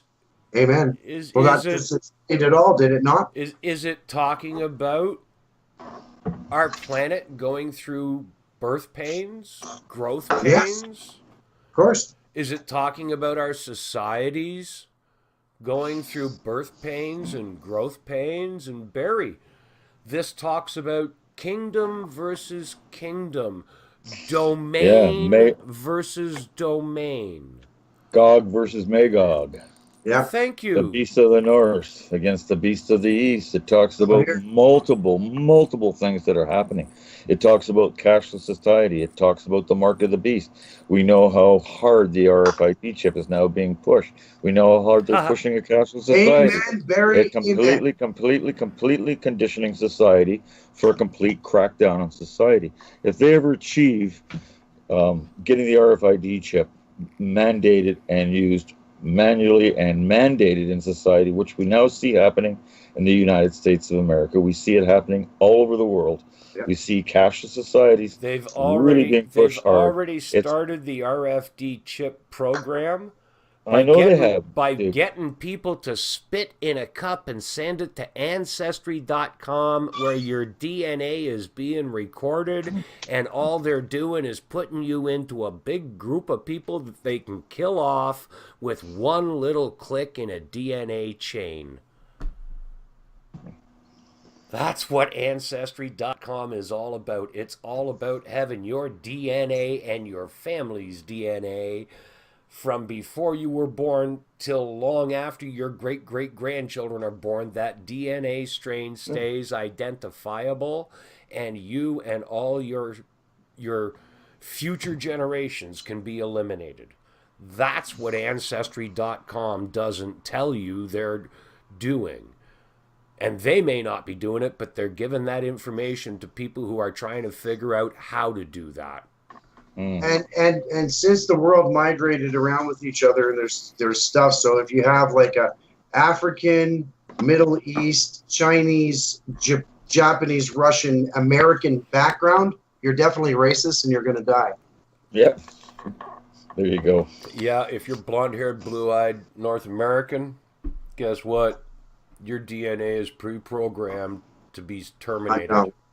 I guess that puts us in the list, eh, Duke? That's my daughter. Oh, That's dude, Matt's. I've been in people's gun sites most of my adult life. I ain't worried about it. It ain't nothing new to me. Well, I hope I'm on the list.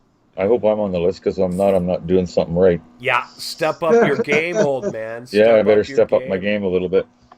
Every one of us are on the list. Believe me. Oh, yeah. Yeah, and boy, are they going to clamp down on us here in the next little bit, guys. I can't believe what I'm seeing. Synthesis. That's why I'm moving to synthesis. Get my ass Gary off Gilbert, this Gilbert, if you're out there, come on in, because we want you to talk about synthesis for a few minutes, even though we've talked about it lots. It's something I'm promoting big time now, Duke. But it will not stop volcanoes, but we'll be able to speak there. No, but it'll give us a chance to communicate without being censored or listened to. Maybe it'll give us a little bit of privacy back into our conversation. I just wanted to say something to someone, because I don't preach it very often either.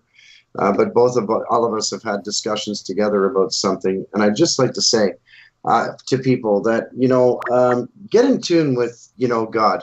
And he'll bring us through this walk of evil and through these valleys of death. And it's in many ways. It's the planet itself. I'm not talking about humans and that stuff. I'm just saying, try to find a better place if you can. That's just my opinion, and I hope I don't get hammered for it on your chat. But you know what? Hey, absolutely not, buddy. Why would you get hammered? We're just expressing our opinions and our feelings. We, in our hearts, know what we see is true and real, and whatever people want to make out of our conversations, that's up to them. But we've got to be able to talk about stuff that's on our heart. And I know where you're at, Mike. I understand exactly where you're at. At this point in my life, I have no fear. One of the biggest things the Bible talks about, and we really see it coming to head now, is the persecution of Christians around the world. And it talks about it in Ezekiel. It talks about it in Luke. How is and Islamophobic it talks about it in Revelation, of you, and all of a Barry? sudden, yeah, I know, but I'm just bringing a point that's absolutely undeniable. Dude. Just another correlation of events that I see unfolding. And you know what? I'm expecting to get my head chopped off at one day, but I don't care, because I don't really need it. If it goes, it goes. I don't fear evil. I don't fear it either. At one point in my life, I did, buddy. At one point in my life, I was terrified of death. I don't fear death anymore. I don't fear It's death. just a fleeting. This is just a fleeting moment. Dude, I gotta add you to the other call. I just put them all on hold. All right. I tried to do that before. Now I can't find your name on here because you're on a different call.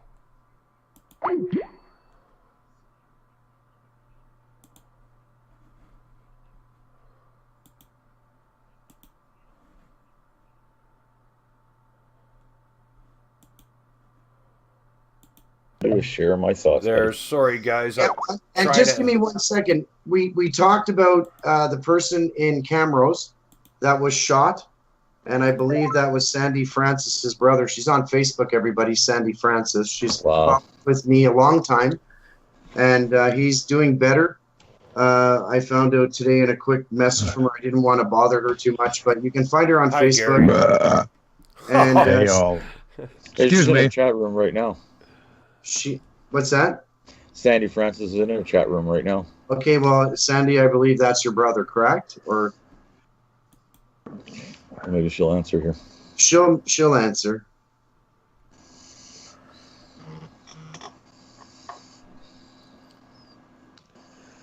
Duke and Duke. Hi, Gary. How are you doing, buddy?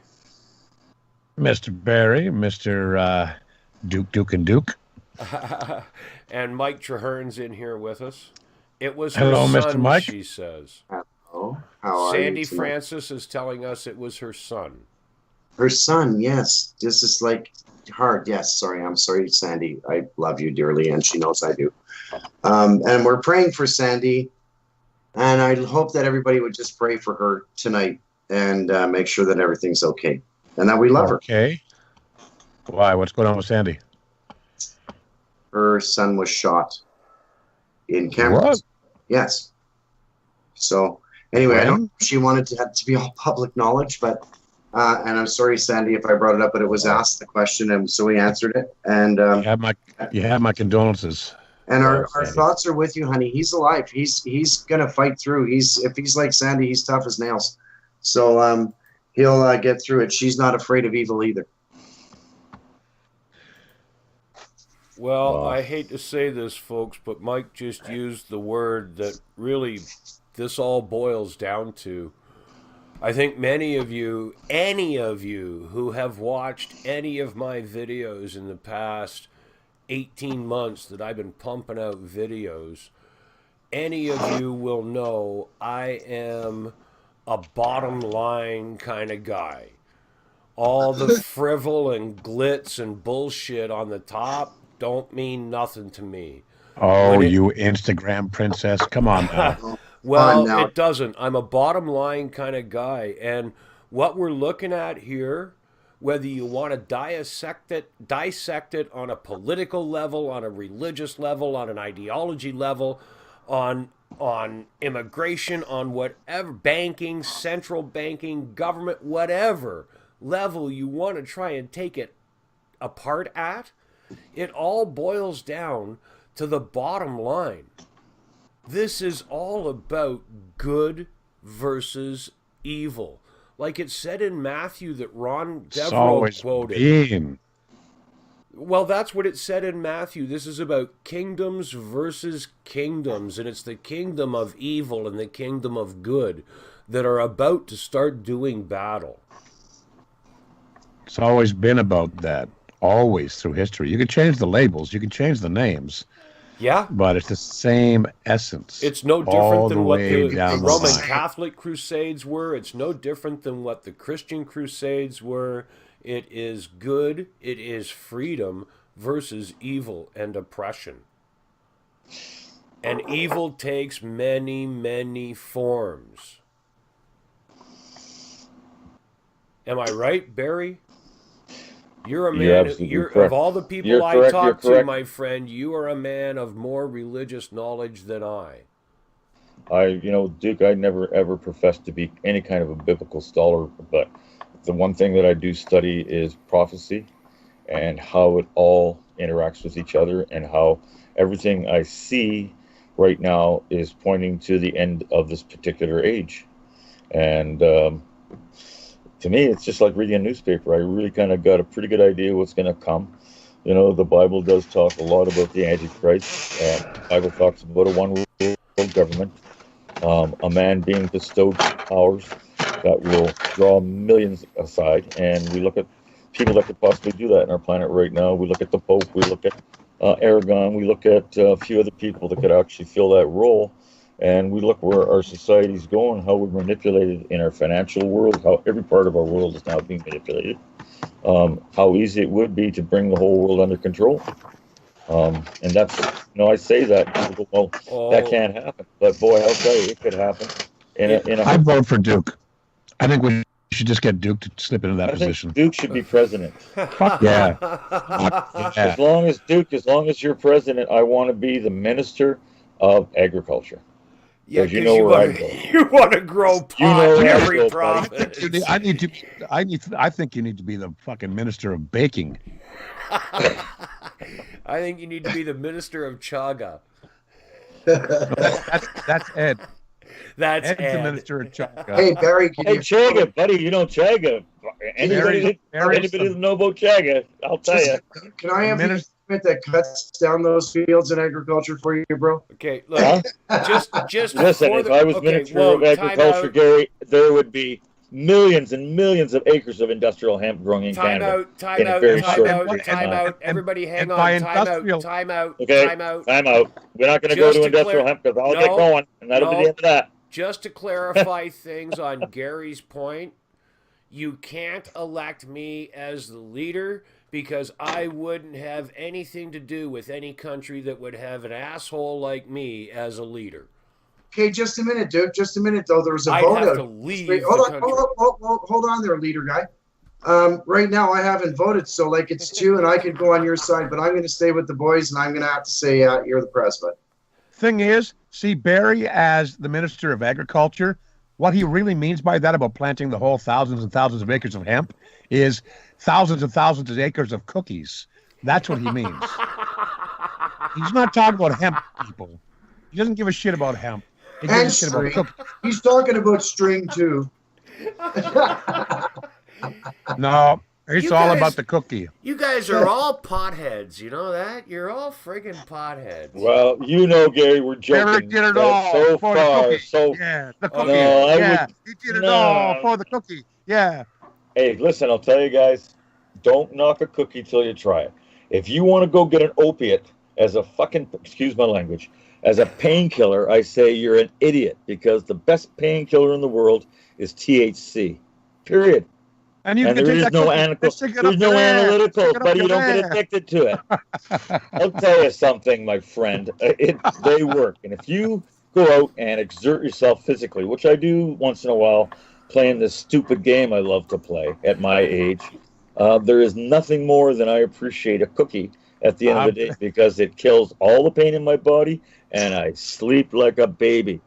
And I got no hangover. Okay. I tried telling her that, but I just said just a little bit. Just give me some cookie. Come on.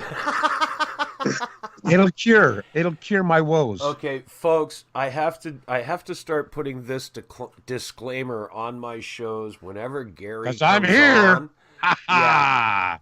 Gary doesn't spend any time in public. We're talking not Gary doesn't spend much time in public. Gary doesn't spend any time in public. In fact, Gary lives 300 miles away from anything that could even be remotely considered public. And if you've ever been to Thunder Bay, you know how remotely considered Thunder Bay can be called public. That's the big city, man. That's a big city, man.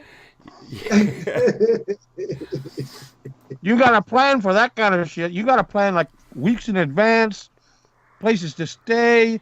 You know. I went to Thunder Bay once. I walked in. Now this is back in the early '80s. I walked into the St. Louis in Thunder Bay, and walked up to the owner in his office, his name was Ronnie G. I walked into his office, sat down, and said, "I'm here to collect my commissions." I was an agent for live entertainers. And he reached into a desk drawer. I thought, well, that's a unlocked drawer. You keep cash in there, but okay. he pulls out a gun that made the one Ed Jamnisek got look like a little squirt gun. Plunked it down on the table and said, "We need to renegotiate the contract." That was my introduction to Thunder Bay. Yeah, they're a little bit different there. Different. Yeah. Ronnie G. at the Sandy's St. making a Louis. comment there. I just want to reply to Sandy's comment about THC Sure. in cannabis. There's a lot of kickback about the euphoric effect of THC, but THC is absolutely imperative in the healing process of the plant. It wasn't meant to be separated. The three components in cannabis that really benefit the body are the CBDs, the CBLs, but the THC has a sedative effect on the body. And when your body is in a sedative state, it heals the best. It also That's why they put people into chemically induced comas. Right, and really what people have to do, and I can't understand the system any shape or form. I've been lucky enough to have a Dr. Allen on my show a couple times, and he's talked about the endocannabinoid signaling system in the body. And when he starts talking about it, I'm completely lost. I've gone on the internet, I've gone to sites and tried to study it and look at it. But really, if you understood how this system works in your body and why cannabis is not to be separated, sure, the CBLs have a good effect on the body, the CBDs have a good effect, but the THC is critical in the healing process of cannabis. They weren't meant to be separated. It was put on this planet. Thousands and thousands of years we've been using it, and they didn't separate the THC. When you ingest cannabis as a raw state, you do not get a buzz effect. It's only when it's decarboxylated in the heating process that the THC becomes active in the plant. So you can eat raw cannabis that's heavily laced with THC and not get a buzz effect off. So you can't separate. You know what's really strange, Barry? Yeah. You know what's really strange about that? I use I do my own composting, yeah, and I do human manure composting. I have a compost toilet, and it takes the heat to separate it as well. Right, of course. It's a chemical reaction, buddy. That's right. So you know what? If I challenge people, go look at this. Go punch in a Google search cannabis and how it's rated as one of the top superfoods in the world. You can Google and come up with incredible information. What I do now is we can legally grow in Canada, of course. So I take leaves off my plant and I throw it in my salad every day. Yeah. And I'm going, wow, that feels good. And I eat hemp hearts. You got to go out and get hemp hearts. Put them in your diet, man. It's so simple. In your morning, you make a milkshake. You throw in some hemp hearts, a little bit of blueberries, some raw fiber, a raw egg, and a little bit of goat's milk. And boy, I'll tell you, your body gets supercharged. Every time I make those changes and the more I add it to my diet, the better my body feels. And understand, folks? Understand? Take a look at Barry. Everybody look at Barry for a second. Yeah, he's only 19. Now keep in mind, ladies and gentlemen, Barry. I'm only 19 now.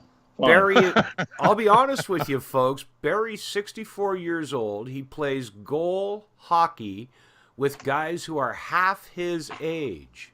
Okay? Now, if any of you have ever seen a goalie do the splits with their pads on, Barry's doing that at 64 years of age and right back up on his blades, playing hockey with guys half his age. Okay? Not this guy. Well, hey, Duke, if you want, I'll put the camera on the floor right now and I'll do the splits for your audience. Okay? No. Oh, yeah. Full splits both ways, extension to the ground. Barry, I told you before. You'll hurt. No, do not do that because it will give me sympathy pains and I won't be able to walk tomorrow. I was at a barbecue last summer. Gary. And shut up. Anyways, I got to tell you a funny story. I was at a barbecue last summer. And, the guys know I play hockey. And, I tell them, they say, how do your legs keep taking it? Well, the key thing is to get up in the morning and stretch your legs for 5 minutes. And I do that religiously. But we're sitting on the bench, and I said, well, I stretch my legs every day because I don't want to pull my groins. And I want to keep playing hockey because I just love it. I said, I can get off the table right now and do a full splits both ways and put my testicles on the ground. And the guy at the table says, fuck off. He puts $50. You do that, I'll bet you $50. He put $50 on the table. I put $50 on top of it. I put a beer bottle on top. It got off the table. Went bang. Turned around. Went bang. They all broke into laughter. I picked up the $50. Quickest $50 I ever made in my life. And they laugh for about 4 hours. But anyways, you keep your legs stretched out. They'll last you your lifetime. I was in martial arts earlier in my life, and that's one of the things my instructor told me. He said, "You want your legs to last forever. It only takes a few minutes every morning. Just get up and stretch the muscles in your legs, and they'll last you forever." So there you go. My story for the night. And I love playing. I love playing hockey, Duke. I still get in there and do it hard. And I just, you know what? I praise God for letting me play at this age the way I do, because I'm out there pushing my body to the limits, and I'm not having any problems with my body at all. And I got to tell you, it's Chaga, Duke. I told you that many times. I started on Chaga about 4.5 years ago now. It has absolutely changed my body around. And also ingesting cannabis in my body, and those two things have changed my body. So that's all I'm going to say. And I love it. I love playing hockey. Come and try and put a puck by me, guys. Come on. You ain't going to beat this old boy. I'll tell you. I'll tell you what, folks. I know I said anyway, we're going to shut up about hockey. Don't get me talking about hockey or cannabis. I know I said before Christmas I wasn't going to do any shows during the holidays, and here I am doing a couple of them.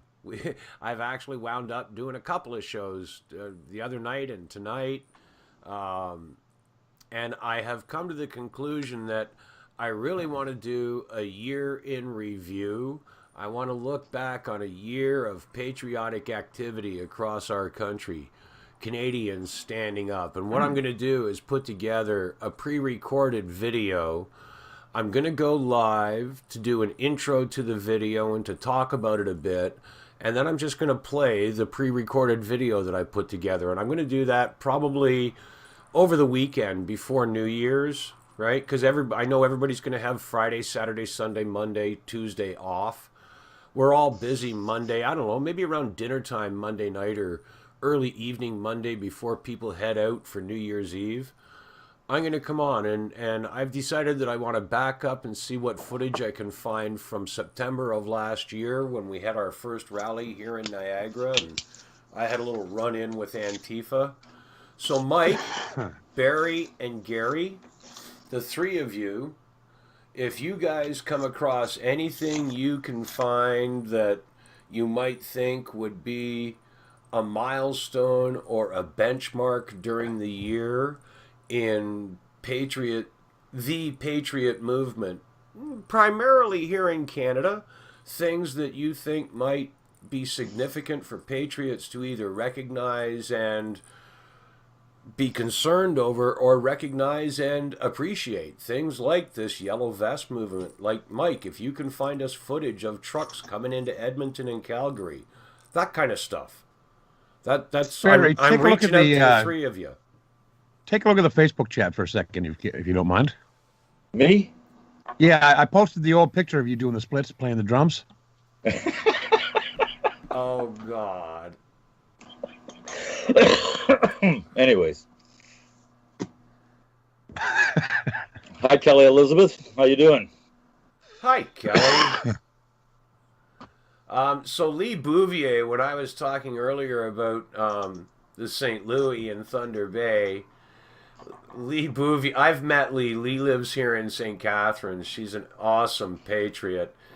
She cracked in here. Joe Walker or Graham Wiley, those were two other entertainer agents for live entertainment here in the Niagara area, and Joe Walker was my partner. Lee remembers Joe.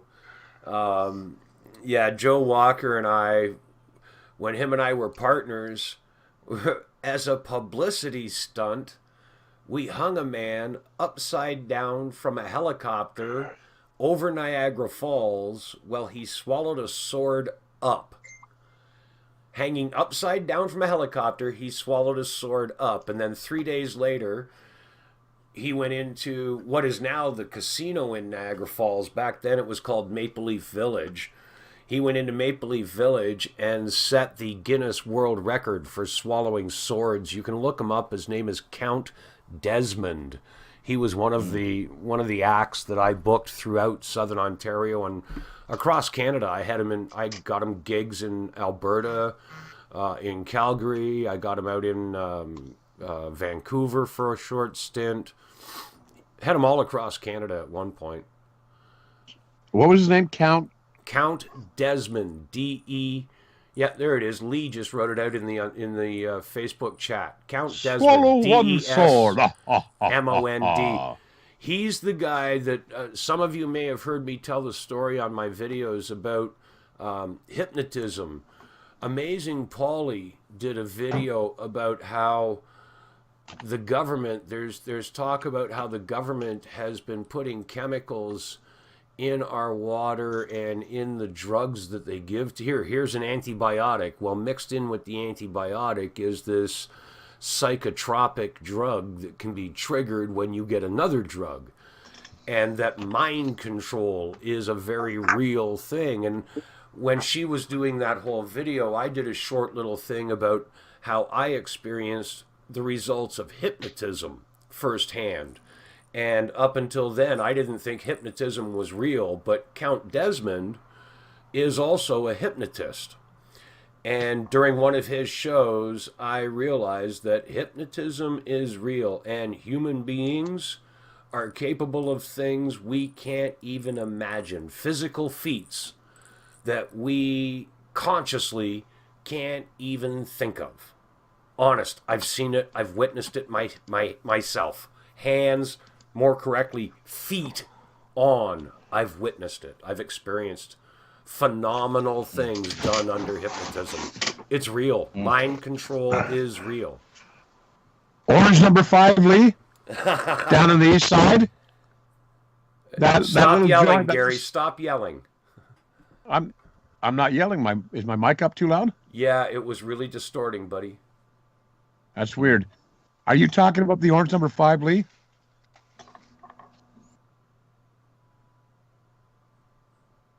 She met him. Lee Bouvier in the Facebook chat is saying, I remember his chick was really strange.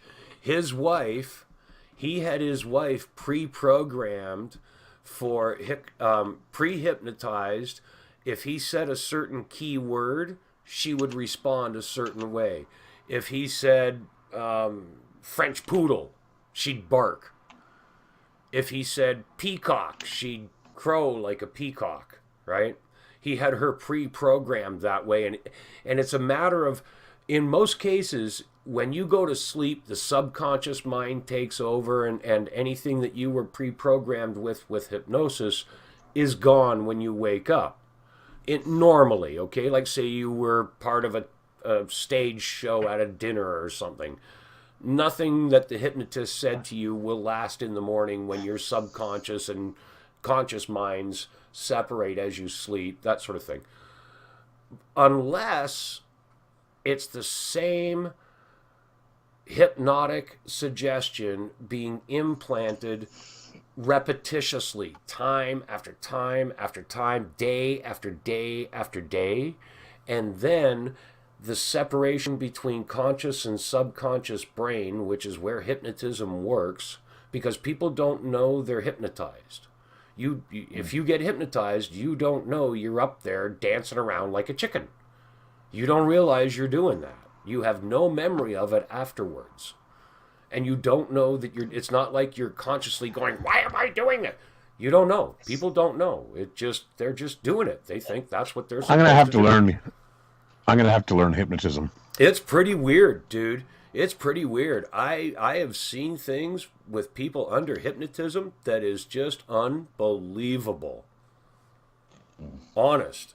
And mind control is real. Maybe I could learn hypnotism, show up at one of Barry's games, and hypnotize him to break out in the grease lightning dance halfway through the game. You're weird. You're weird, buddy. You come up with some of the weirdest stuff I've ever heard before. Or what are you smoking out there in Ontario? Chaga. Have you checked it for chemicals, buddy? He doesn't have a neighbor for miles. Yeah, really. I did post a link in chat, guys, that I want everybody, if you get a chance, when you get a minute, go listen to that for 5 minutes and ask yourself, why isn't the whole world doing exactly what they're talking about doing in this video? I'm like Carl. Okay? That's my request. I'm like Carl Fleury says he's been hypnotized by boobs. He's really scared of them now. Yeah. Carl, try this. Go through the grocery store and watch just how many men it affects. When you're walking down the aisle, just randomly scream out boobs or boobies and watch the reaction of the people. Don't say anything else. Just once. Boobs! And watch all the guys stop. All the guys will stop and they'll look around, looking for the boobs. Even the little kids. They will all do it. I guarantee it. It's awesome. I'll put that on my bucket list, buddy.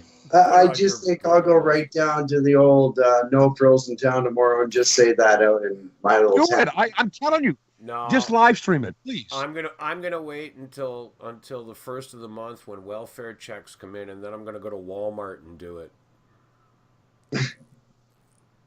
I'm telling you, it will all be the same. It won't matter where you are, coast to coast, whatever country, whatever you'll say it, and even the non-English people will get it.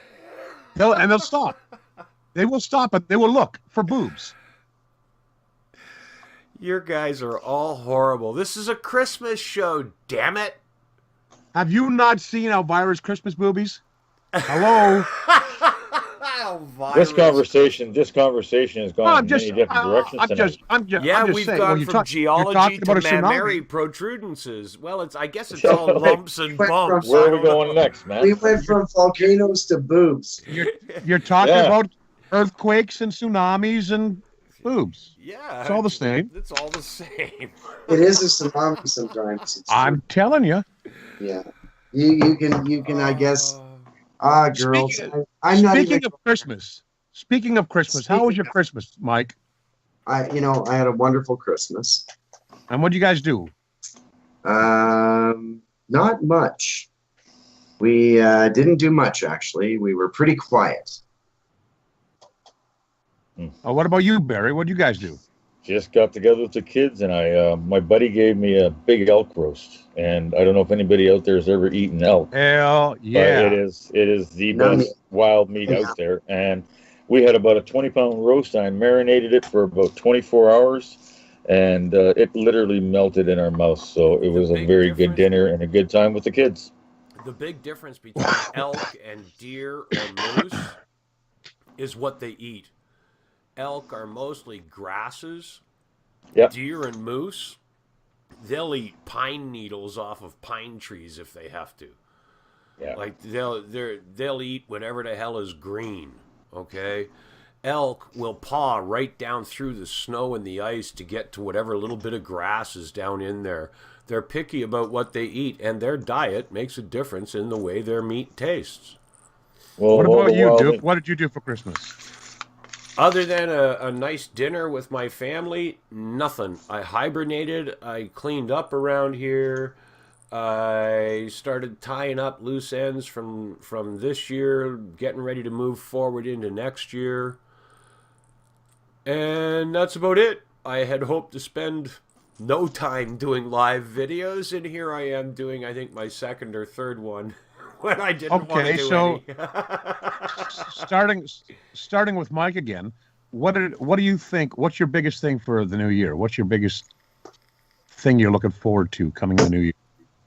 You know what? I don't do New Year's resolutions, but I don't really do that. I kind of play it by ear pretty much. I try not to say things because it puts too much on yourself.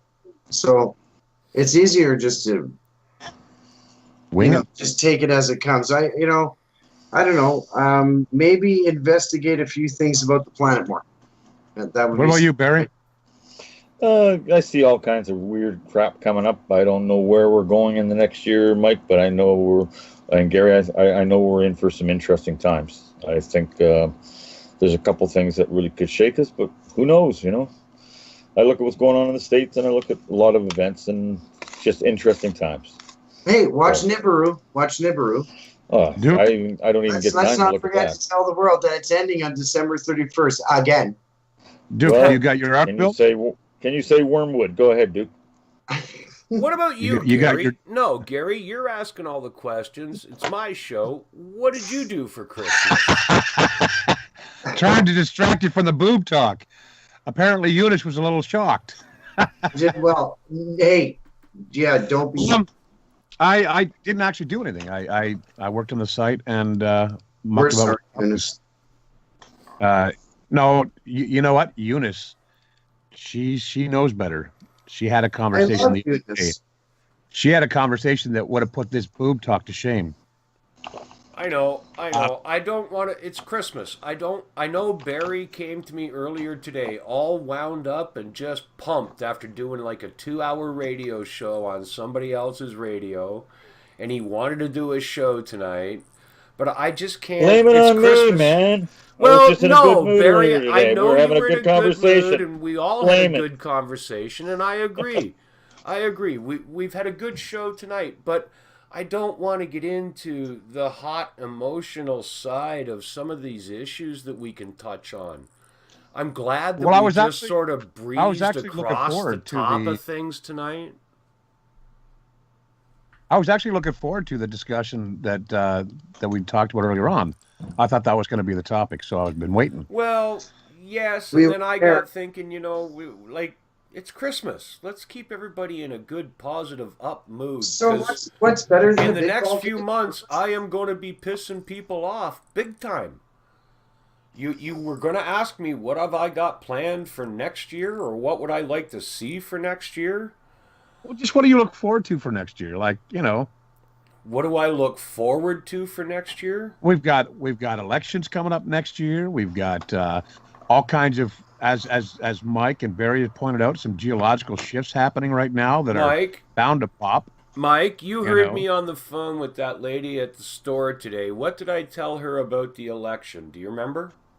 I did. Yeah, I mean, you spoke about a bunch of things, but yeah, you were right on it there, telling them about our governments and the lady at And the counter. Yeah. I told I her, think I that we said, all do when that. you go to vote, take your pen, write a big line right across every candidate's one of name, and write none of Yep. the above. That's what you said. Yeah. That's what I told her. That's Because what there you isn't one of them that's worthy of your vote. None of them swear allegiance to us, the Canadians. They all swear allegiance to a foreign queen who has nothing to do with our country. Screw the government. That's my... And I am going to shock the hell out of people. January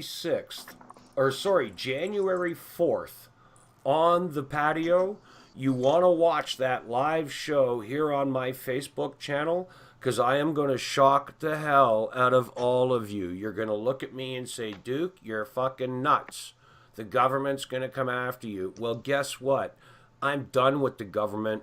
I am terminating my contract with the federal government. I am no longer a citizen of the federal government of Canada. I am a sovereign resident of the country of Ontario. Think about what that means and what I have to do to declare that, because January 4th, you're going to watch me do that. Dude. Well, Well, okay. Hey, the federal government has no jurisdiction over the provinces. None. I can show Well, you. that's I not can show entirely you, true.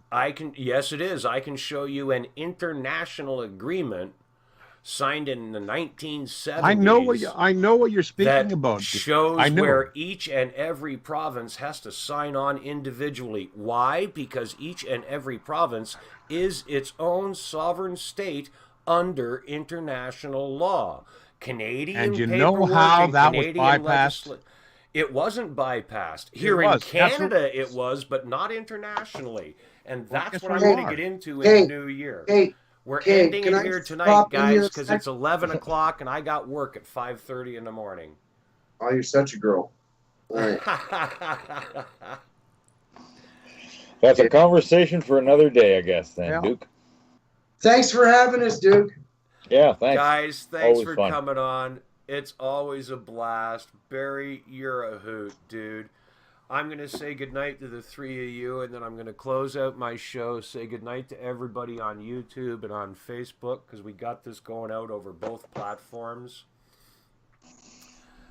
Barry, I know we're going to talk before the new year. You three guys, I'm serious. I want you to find me either pictures or clips, anything you can send me to show Trudeau being an idiot to show examples of why we should be. Well, no, it's true. Okay. I can send you 1,000, buddy. We'll try as we do our radio shows. But I also want to see. I also want to see pictures of patriots. You folks out here listening and watching right now, and the ones that are going to watch this recorded or after it's been recorded, I want you to send me pictures of you and your friends out protesting in your yellow vests on your local street corner in your neighborhood town. Or maybe you just saw somebody else out protesting and you took a picture or you stopped and talked to them for a minute. I want to hear about it. Those are the things I want to include in 2018, looking back on Canadian patriotism. That's what I want to put together this week before the new year. I can't do it alone, so I'm asking everybody that's watching, DukeWillis@gmail.com. Barry, Mike, Gary, I'm counting on you and everybody out there watching to send me stuff that I can put together to create a video that shows Canadians what Canadians are doing and why we're doing it. Did you happen to catch the video that was made? Similar? Where? Obviously not. No. Okay. Well, one of the synthesis members, he's actually his son has a band, and some of the other synthesis members made a video compiling all these pictures from the Yellow Vest movement in Canada to their song, which I just put in a link in the comment section. And Eunice. I saw a young Canadian doing a rap song too, man, and he had like 15,000 views. He's going to be writing one for. He's going to be writing one for us for that. That's actually Derek's buddy. Yeah.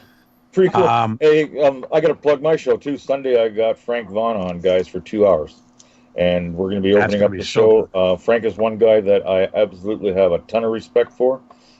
Great speaker and great thoughts, and he's going to be on for 2 hours with me on Sunday, and we're going to open up the show to calls. You can find Barry's radio show on peoplesinternetradio.com, The Big Puzzle.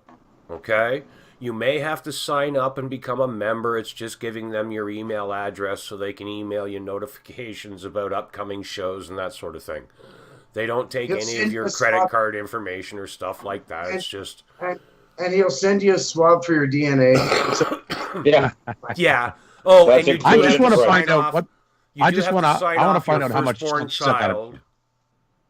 Yeah. I just want to find out how much Chinese I got in me. I just want to say I love you, Canada. Like I always say, I love you. We love you too, Mike. Take care, brother. Be safe in Alberta. Have a great night, guys. Thanks for having me, dude. Talk to you, Barry. Talk to you, Gary. Keep your stick on the ice. Have a great night, guys. Good night.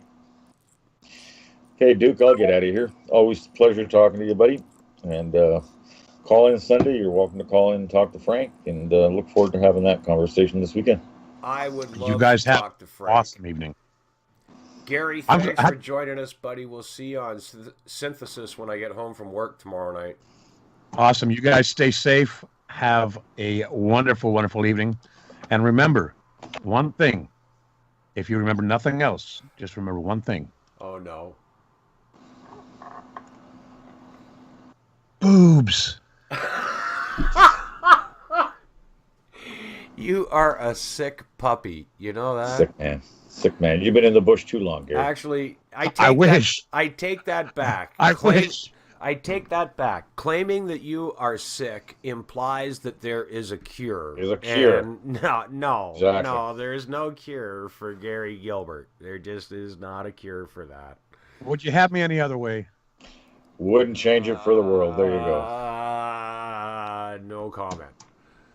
This is me playing Oliver North. I'm sorry, I don't recall. Well, see, Barry just told a fib.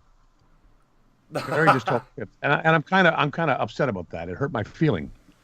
Your feeling? My feeling, yeah. Well, I only got one.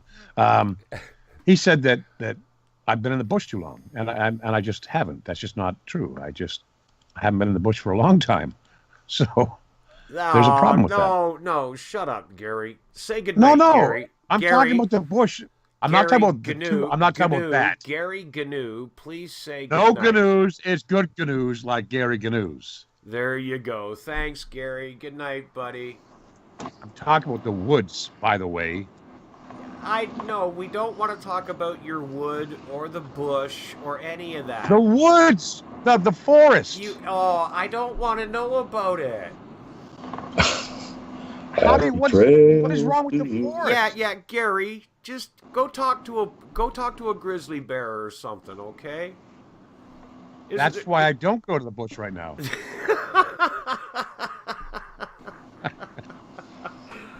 There's a porcupine wanting to cuddle up with you. There is drugs that you can take, Gary, that might help your problem. Okay. There is hope for you, buddy. The porcupine would do that once. My mother did that once. Okay, before this conversation gets any weirder, good night, guys. We'll talk to you later. Folks, I'm going to get rid of these two psychos, and I'll be with you in a second. It's your fault. You did this. I know it's Barry's fault. He started this. It's Barry's whole fault. thing. He did.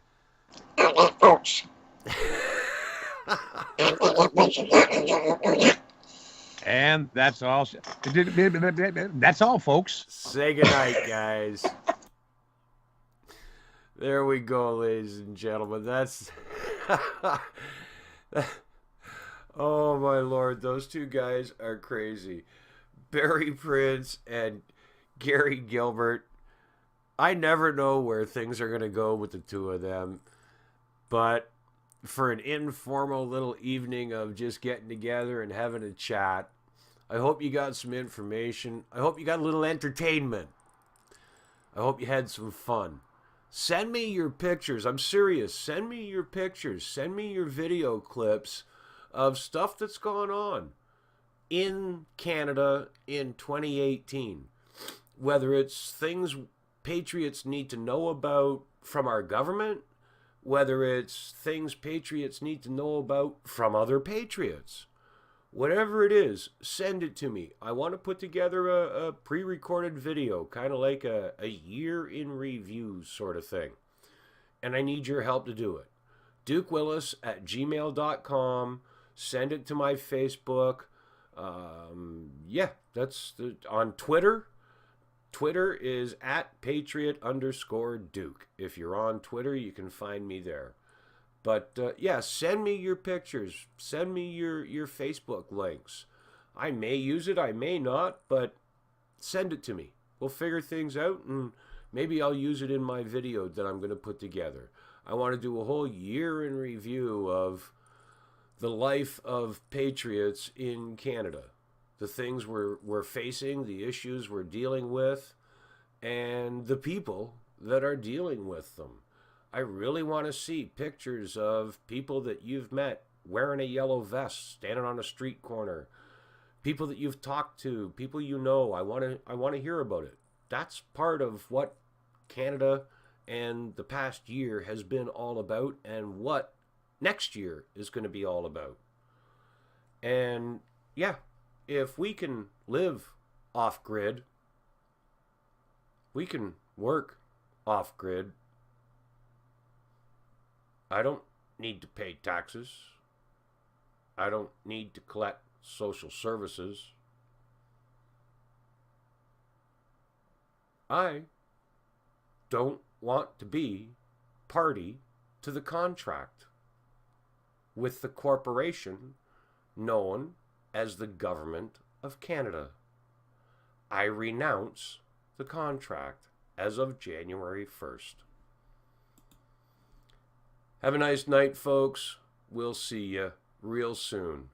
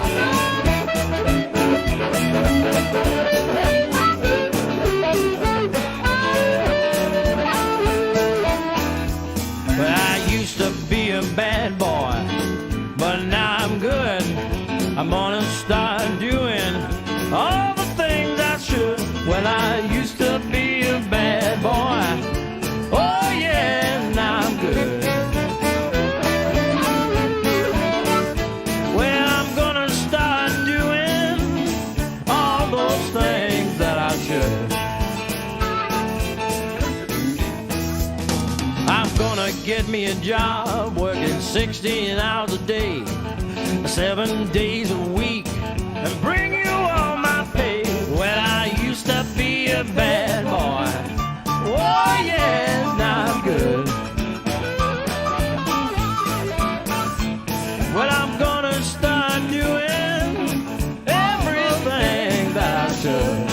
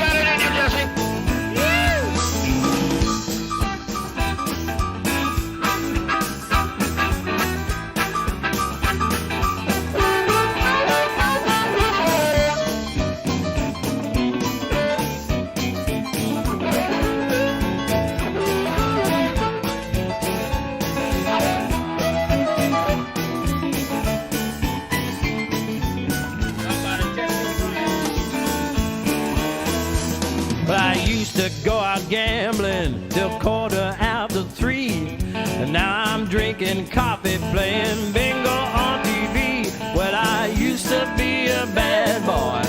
Oh, yes, now I'm good. But I'm gonna start doing everything that I should. I'll stop your nagging, woman, but I'm gonna put you down if you don't want to see the baddest man in town. Well, I used to be a bad boy. Oh, yeah, now I'm good. But I'm gonna start doing everything that I should.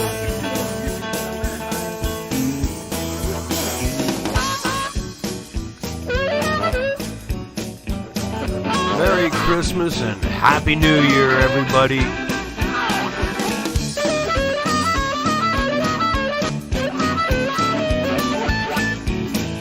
Keep your stick on the ice, your head down. Just keep marching.